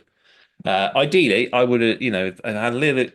I probably would have gone over budget by about £2, but instead of the station building, I would have taken the Pico engine shed that they've just done based on the Festiniog, the 2-road one. The single road one would have gone in there, but it's sort of corrugated, and I don't think it looks as pretty as the brick built one. But yeah, that was what I was trying to go for. But as I say, yeah, yours is definitely for an established modeler. That would be a great present to have. Even though you broke the rules as usual. Well, there was no rule that said I couldn't. Not once did we mention that you can't go into certain sales or anything like that. So I haven't broken any rules. I've just been very loose with them. All you need is a time machine, Sam, to get that product, don't you? Hey, if you'd thought of that rule before we decided to do this conversation, I'll take your slander upon that one. I did though, because I avoided all the Black Friday sales myself. Because I went, well, there's no point going Black Friday sale because by the time this is out, Black Friday would have been gone, and then, that's invalid. It makes it invalid argument to try and say you can buy this product. But some of us just think what we're doing. It doesn't matter because the 009 won on this round. Well, thank you very much. I say I think that's a tough call between both. If that Ilford Manor sound fitted was still in stock by the time this came out, it would be a great shout, an absolute great shout. But I'd love to hear if you're listening to this. Tell me whether it was a justification that we've put this in here, although it's not available to you. Because let's be honest, no one's going to sit here and listen to our list because everyone's different. But we're giving ideas on what you can do, whether it's thinking outside the box, trying to make the most of your money and things like that. Obviously, a lot of people buy presents for people in Black Friday sales. And I feel it would be silly to not mention it. But we do have the problem of timing of how we record these episodes and we're lucky that the Akira Scale Black Friday came out so early because Black Friday is technically tomorrow for us. Yeah. So it's interesting that there's a lot of companies doing it super early and Akira Scale being the first. And I'd argue they have had the best Black Friday sale out of all model railways, manufacturers, independent shops, and all this sort of thing. So it very, very interesting. There's clearly a lot of stock they're trying to get rid of because during this recording, we've had a couple of emails come through. But that's something to talk about probably out of sync in our intro and outro. Yes. Oh, yes. So we have. Oh, damn it. They really are trying to tempt me. I keep trying to not buy the Siphon G, but there we go. Right. It's just ideas. I mostly to play with family members are in the background and can overhear this and get ideas for you. We're looking after you. Anyway, Exactly. we're going to move to our final round of £500. So, Sam, Christmassy music, and let's move on. Right then, we move on to that very final round. Or actually, we got our stocking round as well, haven't we? But do you want to do the stocking round first or the £500?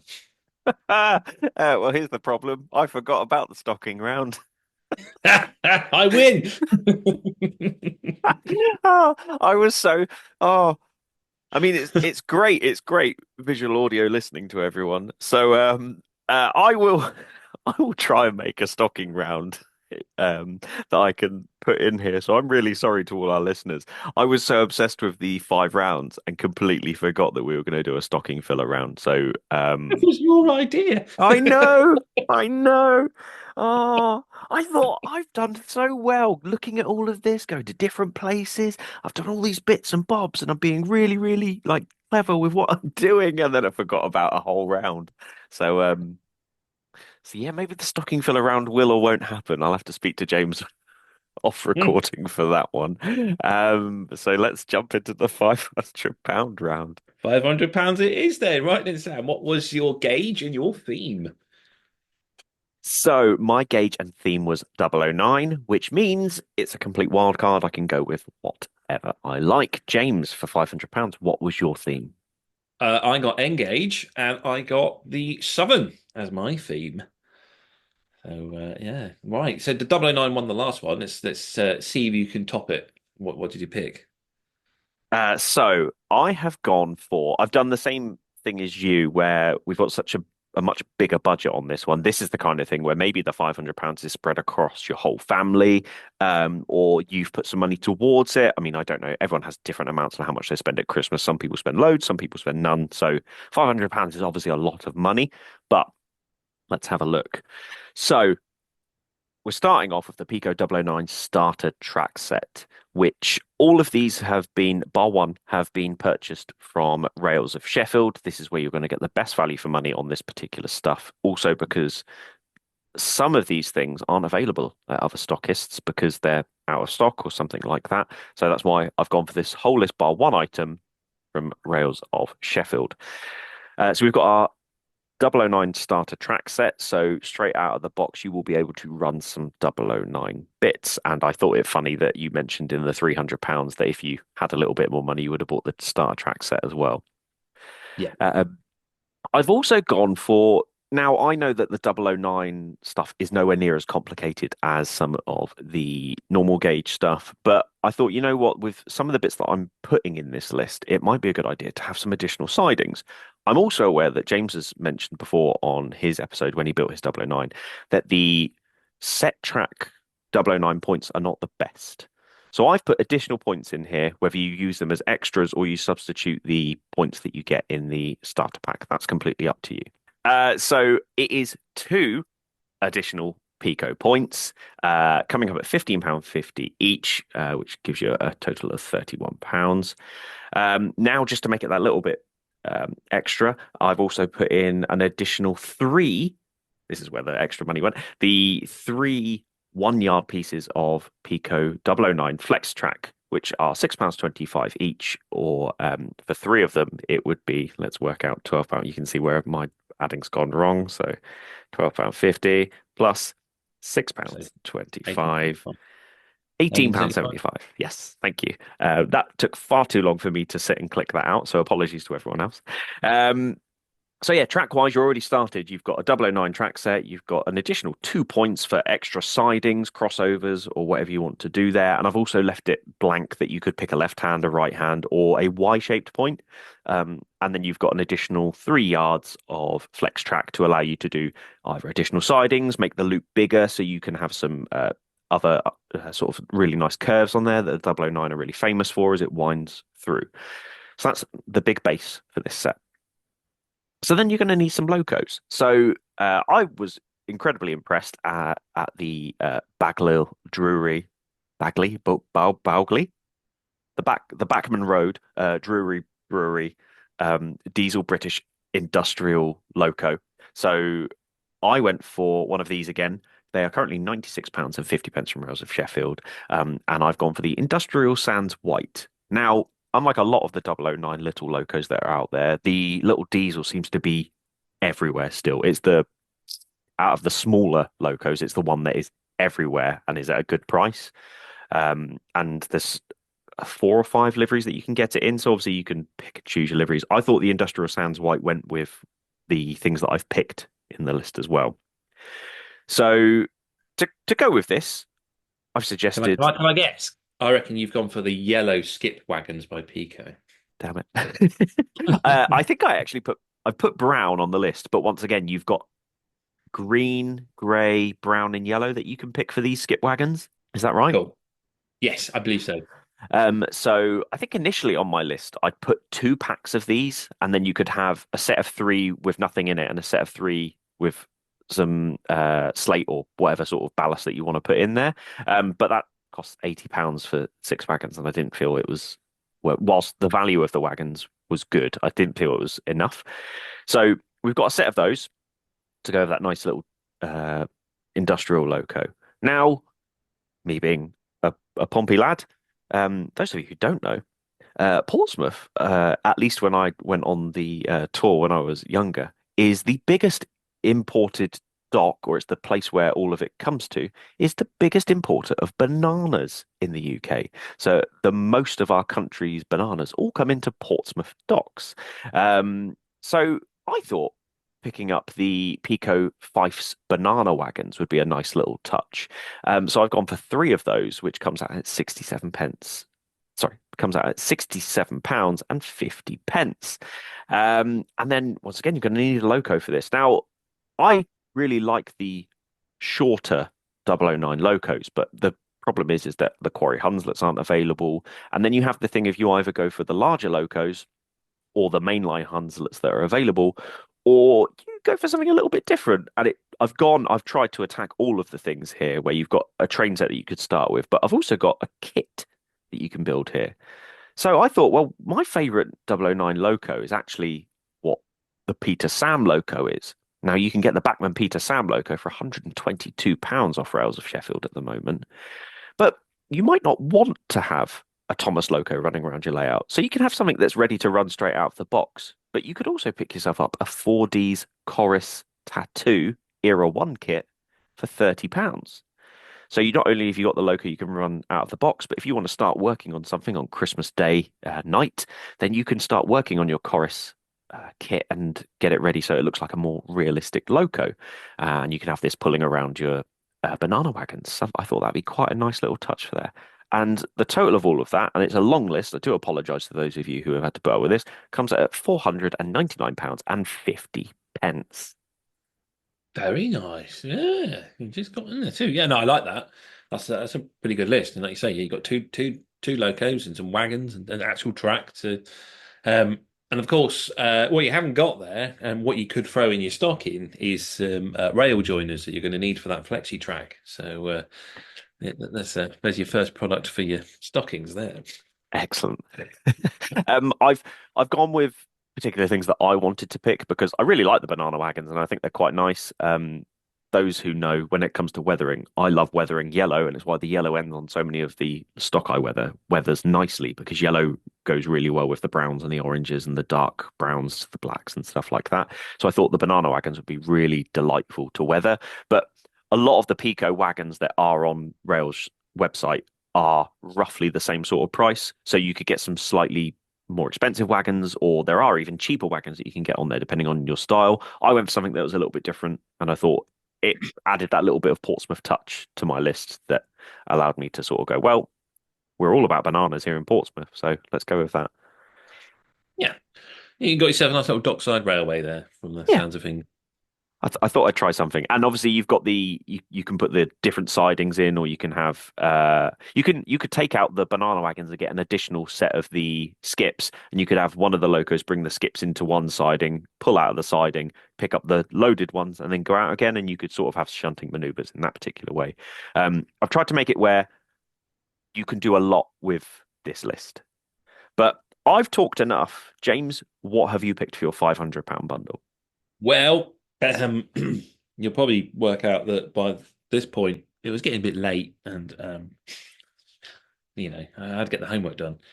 So I immediately decided to blow my budget on the Graham Farish 370165 SF, the Farit Flyer sound fitted train set, which comes in at £289.99. So yeah, it's a lot of money.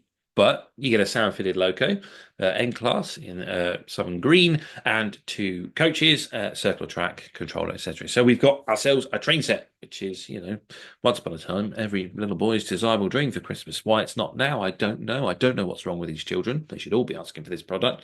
Maybe in the future they will, because they're all bored of video games. Hopefully, fingers crossed. Who knows? But that's what I've gone for.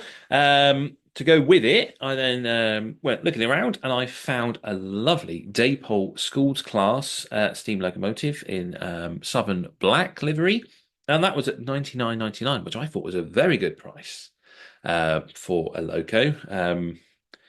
And I had been doing some Christmas shopping, and had I known it was, I don't want to say any more. It may spoil things. Anyway. The loco, I thought, well, we've got one loco with some coaches. He probably needs something to pull as well. And they picked up some Daypole Maunsell High Window, and it's a 4-coach set. That was also at £99.99. So, yeah, I essentially picked up a train set with loco and coaches, and then joined it with another loco and coaches. So you've got yourself... as the Southern Railway was more of a passenger railway than a freight one, a couple of passenger trains to run around on a train set. So yeah, not as long as list as yours, and probably not as well thought out, but you can probably tell I just sort of just needed to get my homework done. At least you didn't miss off an entire section. I like it though, and you've got that is the quintessential Christmas thing, a train set, and I feel like it'd be really nice if the N gauge train sets that are out there, they're all fantastically priced. The is it the Class 60 train set that Graham Farish do? Comes with 6 wagons. It's a lot for like a train set. And I was really impressed with how cheap that, or well priced, let's say well priced, that train set is. So I feel N gauge at the moment are leading the way with train sets, whereas the Double O train sets are very, I mean, Bachmann only has the Station Pilot really as a train set now at the moment, doesn't it? I think so. It's a kind of a funny one. I went to see my dad the other day, and he got hold of a load of old Hornby catalogues, and I was going through them, and I was showing the boy, what I used to, this time of year, I'd have that catalogue out, and it'd be on the floor, and I'd be looking at all those train sets in there, deciding which ones I'd be wanting to ask Father Christmas for, and I said, you kind of noticed. I mean, they sort of stopped. I want to say stopped caring, but I don't think maybe not stopped caring, but there was less thought put into the train sets as time went on. The stuff in sort of the mid-80s tended to fit the theme. If you had a GWR loco in there, they put some GWR wagons and some coaches in with it. Mm. If it was a modern diesel, there'd be modern wagons in with it. And then by about 1991, 1992, you start getting really random, especially with the freight train sets, sort of collections of wagons with locos that would never have pulled them. And I know you can go with rule 1 and you can have what you like, but I always found it so strange that these train sets then just didn't sit in a theme.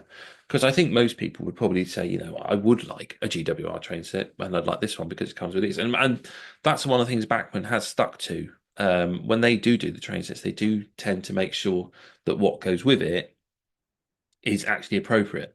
But like you say, yeah, I don't think there is a lot of Bachmann train sets, but the N-Gage market definitely. If I recall, that these train sets arrived a little bit too late for last Christmas. There was a lot of demand for them when I was talking to a retailer, but they just hadn't quite arrived in time. And the other problem was it was more of a sort of because of TT was, I think, still only a Hornby retailer exclusive at the time. Only Hornby were distributing it, so it was kind of people were asking for train sets. The N-Gage ones hadn't arrived.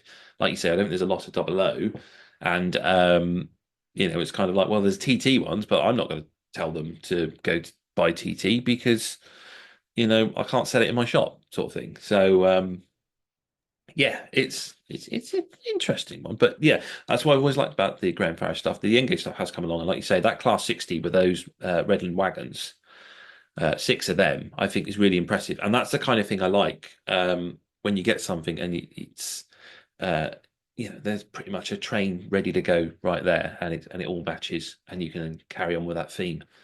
So I think looking at the Hornby offering that's available out there, you don't get or it feels like you don't get as much value in what you're picking up or anything. There are train sets that they do that does allow you to set a train set up on Christmas Day and run trains around on the carpet or on your floor or possibly on the table, depending on which one you get. Like there are options out there, but I agree. I don't feel the Bachmann N-Gage ones you could take from the Bachmann train set and put them on a layout, and you could start your model train journey in N-Gage with them. I don't feel there's really anything out there at the moment with the Hornby. Maybe the one with the Class 20, or maybe the Flying Scots and Mallard ones that always do the rounds. They are possibly ones that you could do it with. But the other thing is I remember in the 90s, Hornby did some crazy but amazing train sets. They did an army-based one where you had a little 040 steam engine, which was just covered in army paint. And they also did a dinosaur one. I don't know if you remember this. And they were sort of the Argos catalog exclusives that they did. But they were still train sets that you could, from the box, have something to run. And I think that's but I mean, maybe it's because we are adults now. We look at things and go, well, if I buy that train set in a year, it's going to be sat in a box somewhere. Whereas if I buy these Graham Farris ones, I know that I can get these out of the set. And I think it's the thing I think that's where the TT train sets that they've brought out are really good, because they've got the HST, they've got the, I can't remember the names of them, but I always just class them as the Flying Scotsman and the Mallard ones that are available. And I think if Hornby did more train sets like that were more usable as a real life train, I think we'd possibly start seeing a really big intake of new people into the hobby. Yeah, maybe. I think, well, obviously we're going off the tangent here. I think train sets is a whole different subject that we could talk about, because there's a lot of things I think probably need to be looked at with train sets. Why are they still circles of track? Why has no one ever done an Inglenook train set? Because the argument always is, you hear a lot of people go, "Oh, I got him a train set for Christmas, and he put it on the floor and he ran it round, and then he was bored with it and he never used it again." And I was like, probably because it's not really a challenge, is it? Some people do like to watch the trains run around in circles, like yourself, and other people like to do shunting. And why there has never been a shunting themed train set, I don't understand. Because you got to put an extra set of points in there, and the points are a little bit more expensive. And to really meet the rules of Inglenook, you're going to need 7 wagons, isn't it? Something like 7 or 8 wagons and a loco. Yeah. But Hornby can make railroad wagons for that. They don't have to be the really expensive wagons, as long as it's a fun game. And essentially, you're selling them a train set and a game, and everyone loves a game at Christmas. And can you imagine that Inglenook train set at Christmas? You get it out, and you go, "Oh, what's this then?" And you read through the rules, all right? And someone sits down and they start doing it. Someone else is watching it, and they think, "I want to have a go at that," because that's essentially what happened at I built an Inglenook train set, and I had it set up in the back room, and my brother-in-law saw me doing it, and then he thought it was great, and so he decided that he won't have a go, and he was on it for hours trying to get those And it's something that's completely baffled me, and I never understood why none of the manufacturers have ever looked at the Inglenook and gone, that's the way to get people into the hobby. Not watching the train go round, actually running the train like you would on the real railway, actually puzzle solving and stuff like that. But yeah, it's I don't know. Again, probably maybe a different subject, which we talk about at a different time. But Do you know what is possibly quite interesting is Hornby did technically try and do something that wasn't just the round and round, but I think it was completely overshadowed by the fact it was in possibly the worst range they have ever released. So when Hornby did the steampunk range, they did the Bassett Loke Steampunk Shunting Starter Pack, which the code for it was BL, I think it's 10,000, 1,000. And effectively, it was two parallel lines with a crossover point, and it came with a controller. And it was designed as a beginner's starter set for shunting. well, there you go. That was a theme that probably arrived about 8 years too late, though. I think that was the main problem. Well, what's interesting is out of the train set, although it's targeted as a parallel line, you could make an Inglenook shunting puzzle out of that set because it comes with 2 points and straight track, which is all you need for the shunting puzzle.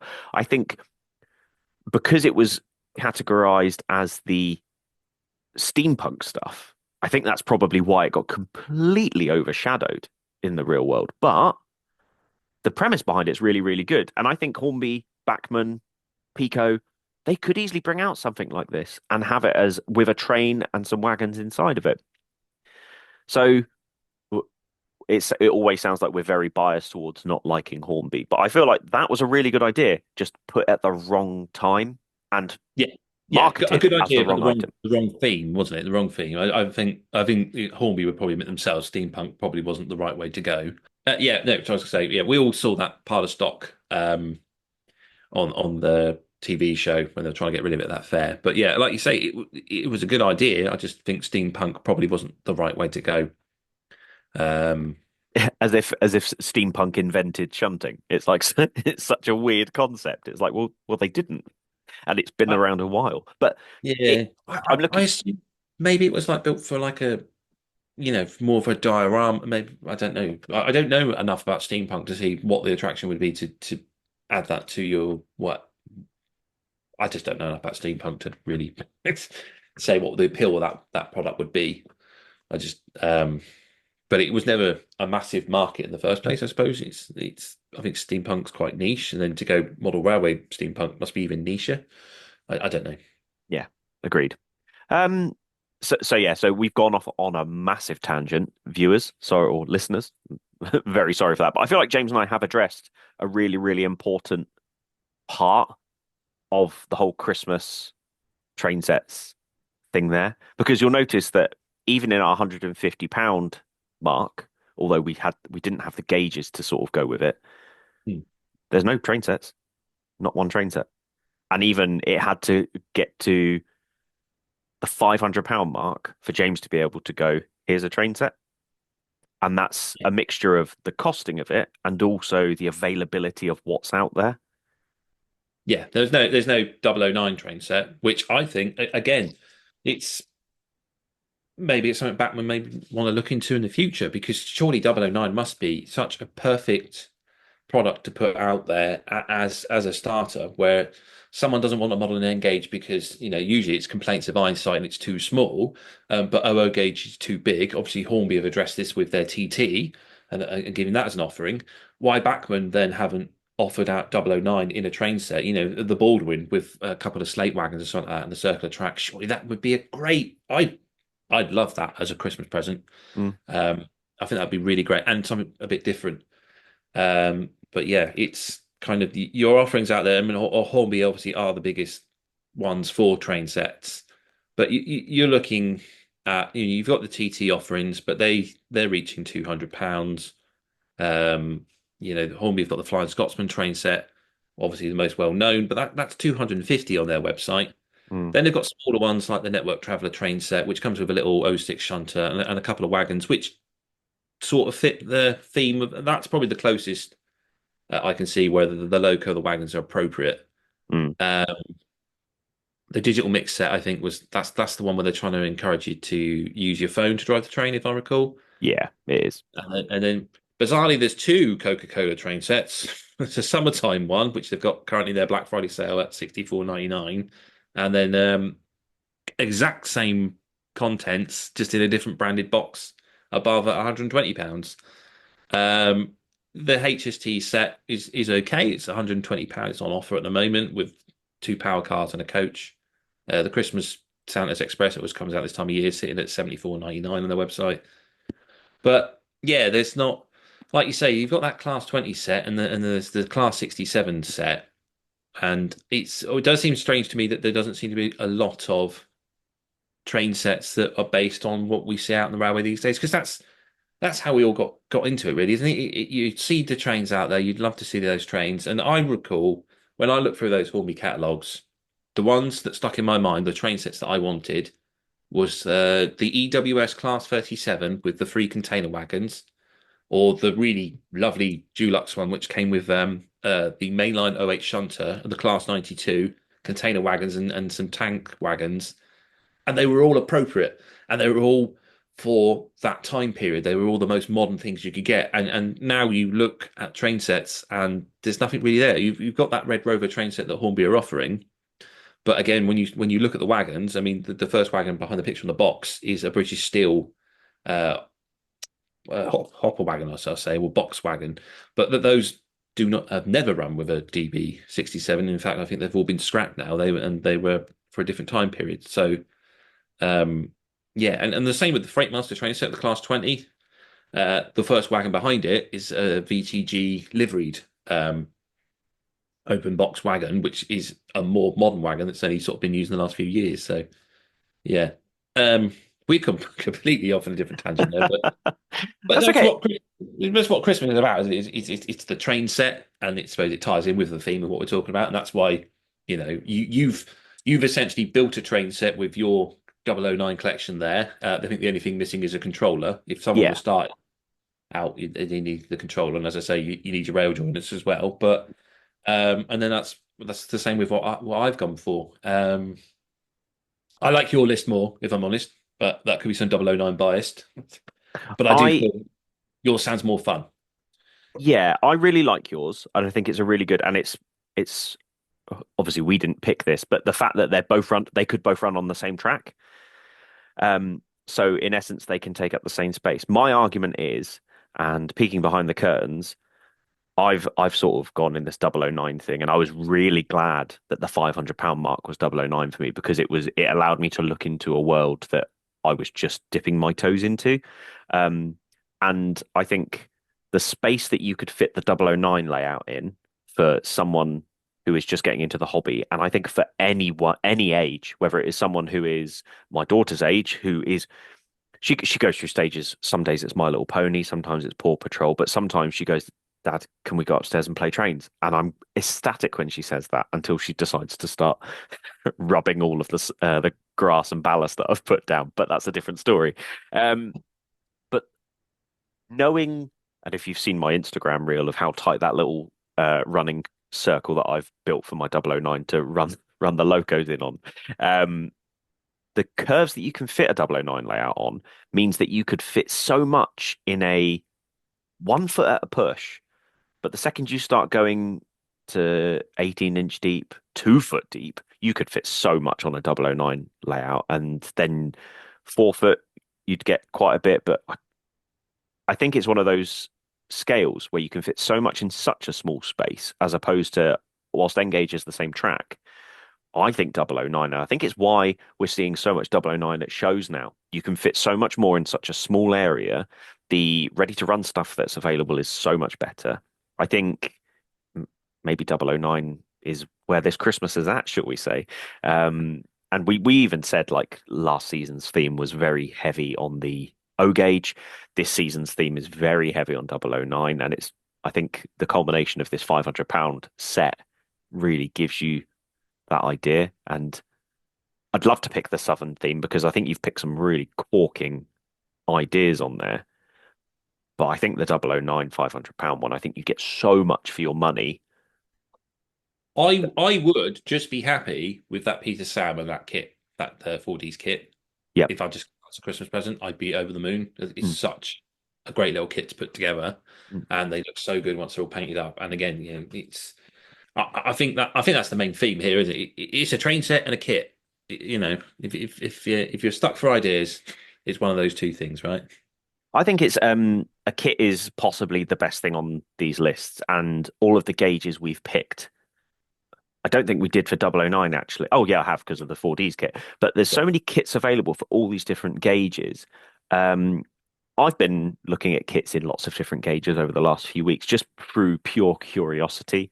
And I think N-Gage, I haven't looked at any wagon kits, but you can still get lots of really cool like building kits. And I think, James, you said it when you were building your station, the Metcalf kits that you can get for it. There's plastic kits. There's in my local shop, there's a wall of N-Gage plastic kits that you can get to build. So it doesn't necessarily have to be a wagon, but all of these gauges that we're looking at, I think TT the only one we didn't pick an actual physical kit for, is it? No, oh no, you did. You picked a wagon, didn't you? no, the hut, the Yeah. little light hut. That's still a kit though, right?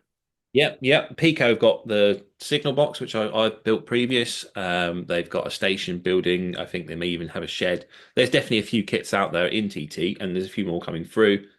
And like you say, it's. I mean, personally, the 009, the coaches, I just picked the Pico coaches just because I was probably just being lazy because I hadn't, as I said, left it to the last minute. But you could easily swap those out for a couple of Parkside coach kits like the Festiniog, I think both sided coaches. They come in about £20 a kit, which is I think even cheaper than those little coaches that I've said. I think those coaches are actually £33 if I think off the top of my head. So you could probably get 3 coaches if you bought kits. Yeah, £33. Yeah, 3 coaches for the same price as the 2 little 4-wheelers. So yeah, the kit's definitely way forward. But there we are. That's I think that one's for you. I think you've taken Fight Club, all you want for Christmas and all that, for a victory. If we're with the stocking round, I think so, didn't you? Hang on, you've taken this one. I took the last one. Who won out of 150? I forgot. I can't remember. I feel like I said I won the 150. I won the BR Blue. Didn't you win the £50? I won the £50. I think you've won it. I think it's 3-2 because you won the £30 because you had a kit. I won the £50 because I had a kit. You won the 150 because you had a kit. The £300, you had something that you could physically get out and run there and then, so you won that one. And then so it's a 3-2. There we are. So you could have tried to claw it back for a draw of a stocking round, but you didn't fill your stocking up. So. Maybe that's something that's going to go to our Patreon listeners. Yep. In fact, that's probably what it will be. Yep, because we won't be doing it right now. If you want to know what's in Sam's stocking, you're going to have to go on Patreon and see how he panically fills it up with £25 worth of products. And it sounds easy, but it's not because I had to do it, and it's actually quite hard. So, that'll be on our Patreon. You have to sign up to listen to that one. Otherwise, that is all I want for Christmas is Fight Club tidied up with a victory for kits, I'd say. Yeah, that's a big kit win. Very closely followed by 009. Yeah. You're going to want to get someone who likes model roads for Christmas. Get them something kit related. Right then, we're going to take a short break and we'll be right back.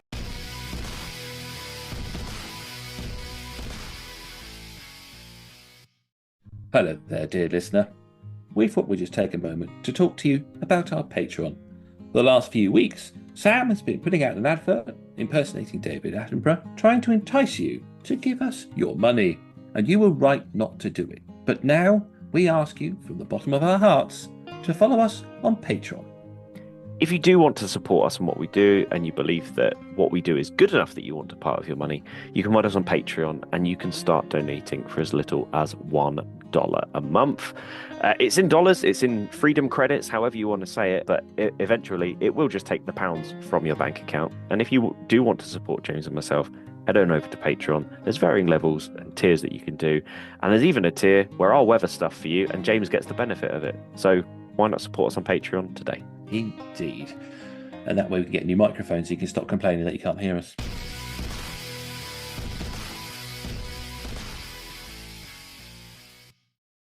And we are back, and we went off a bit of a tangent there, didn't we, with the old train set talk? But yeah, that was our Christmas. Well, all I want for Christmas is Fight Club. Hopefully you enjoyed it. It was quite fun, I thought, just doing a bit of Christmas shopping, wish listing, etc. And as we say, if you just play this in the background when loved ones are nearby, nice and loudly, just to give them a couple of ideas, you're welcome.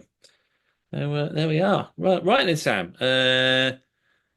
I've realised that I haven't gone and got up the exhibition calendar for this week, but I don't think there's that much anyway. Well, if you want, I did promise that I was going to give you the details for Andy. I talked about Andy who works on Making Tracks, and I said I was going to give out his Instagram, and I never gave it out in the main segment. So whilst you're doing that, I can just give a little shout out to Andy and his account if you like.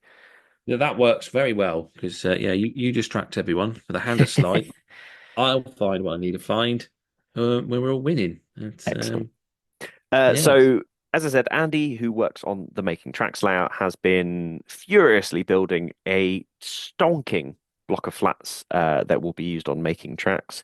And I think he's done an absolute great job of it. It's such a big piece of scenery that having to make that many floors in it, I think anyone would go insane. So this is Andy Goss, and I genuinely think his train photos alone are worth following, but seeing the progress he's done on all of the flat buildings is really, really good. So just giving it a shout out that you can find him on AJ Goss Trains. That's AJ Goss, Goss Trains. And you'll be able to see all of the little updates on the block of flats that he is working on for Making Tracks. Now, that's not my social media shout out of the week, but I mentioned it in the beginning of the main segment, and I felt I just wanted to shout out where I'd got the inspiration that I was really enjoying, like the whole idea of the big block of flats and stuff on there. So yeah, go give Andy a follow. Definitely, the normal rail photos are worth it alone, but seeing the progress that he's doing on the Making Tracks layer is also good. Yeah, lovely stuff. And that bought me enough time to open up the exhibition diary. So I will dive into that. With first, not really an exhibition, but something that would be quite cool to go see if you are in the Horsham, Sussex area. Crawley Signal Box Preservation Society is having an open day on Saturday the 7th. So you can go to the signal box and have a look around how it used to be. Obviously, it's all now controlled from the Three Bridges Signalling Centre. And the good old days of these lovely boxes has come to an end on that particular route. But yeah, that's a nice one to go look at if you're in that area. Following that on the 7th is the Hillingdon Railway Modellers at the Hillingdon Test Track Open Day. This is UCP Baptist Church at 75 Coleham Avenue in Hillingdon and Greater London. The Norwich Model Railway Club is having an open day and Church Crib Festival. This is at the Rosebery Road Methodist Church in Rosebery Road in Norwich. So, yep, another one there. I like Norwich. I don't know about the pedestrianisation of the city centre, but that's something to talk about another time. Saturday the 7th also sees Merseyside and South West Lancs narrow gauge group in their Corpus Christi Church Hall at Alfred Street at Rainford, Merseyside. Saturday the 7th also sees the Nailsea District Model Railway Club open day at the Tickenham Village Hall, 205 Clevedon Road at Tickenham, Somerset. We also have on the 7th the West Midlands Engage Club. It's an open day and a church Christmas tree festival. So a little bit of Christmas joy to be seen there and some narrow gauge. And that's at the Tipton Green Methodist Church, 167 Park Lane West at Tipton in West Midlands. The Engage O Guild is having an O Gauge Winter Show on the 7th at Robin Park Leisure Centre at Lorry Drive in Wigan, Lancashire. The weekend of the 7th to the 8th sees the Blythe and Tyne Model Railway Society Club Open Weekend. It's at their club rooms at the 40 Savile Street North Shields of Tyne and Wear. That weekend also sees the Renfrewshire Model Railway Club at the Paisley Model Railway Show. And this is the Paisley Centre at Countryside Street, Paisley in Renfrewshire. Following that, from Saturday 7th to Monday the 9th, is the Famous Trains Model Railway. It's a Christmas special. This is a Famous Trains Model Railway building at Muckton Park in Derby, Derbyshire. It's the biggest OSK model railway in the East Midlands. So, yeah, it's a nice one to go see there. And that's all for this upcoming weekend. And I got some partridges in there too. So. I do apologize. I usually sit during that segment on mute, and then when James did his bit, I laughed, and then I went, "Oh no, I wasn't on mute during that bit." So you've all heard me proper guffaw laughing because I know that James likes to throw partridgisms in wherever he can. And then as soon as I heard the term, as soon as I heard him say that bit, I just knew, and then I lost it. I'm really sorry, everyone. Yeah, this show's long enough. We don't have time today to talk about the pedestrianisation of Norwich City Centre. People need access to Dixons, and so yeah. Right then, social media shout out, Sam. Obviously, earlier was not your social media shout out. You have another. What is it? So we have been butchering Welsh narrow gauge and other Welsh town names for long enough. I'm going to give a shout out to a channel. I really enjoy this channel's videos. They are, they've got that sort of funny, don't take themselves too seriously kind of vibe, but I do really enjoy watching the videos. And that is Matt Slade, who is the owner of Jubilee Road. Very, very Welsh account. If you've ever seen Love it. Matt Slade. Yeah, I really enjoy watching Matt's videos. And he's one of those people who does do a lot of different things. And we've mentioned about how when you get people who do a mixture of real life trains and normal trains, and I really love that Matt just doesn't care and does all of it. So really, Do you really, know what I enjoy most about his channel? You shouldn't think this one of these things, don't laugh at people's misery and all that, but his outtakes, it's just the amount of things that go wrong for him, and it just I just find them so hilarious, and it just makes his channel even more enjoyable and so much more real. Like you say, he doesn't take it too serious, and he's quite happy to go. Look, things go wrong. See, watch this. Yeah, I think that's a great shout out. Mm. So James, who have you got for us this week? Mine is top of my head. It's gone again, but there it comes back. It's Belle Isle Junction Model Railway. I think I discovered this one about 6 or so months ago. It's a very small channel. It only sits at 340 subscribers, but if you're a modern image modeler, I think it's one to go and see. There's a massive variety of trains running around. Also does O gauge videos of an O gauge layout, which is scenically complete and very interesting watch there as well. So it's a variety of the double O gauge stuff, which is a work in progress layout, and as I say, the O gauge stuff on a scenic layout. All very enjoyable, and that's my shout of the week. So it's Belle Isle Junction Model Railway. Or the handle for this one is Courty Bell Road Model Rail 1906. Obviously ran out of characters there. But yeah, go find that one. I think it's a great little channel.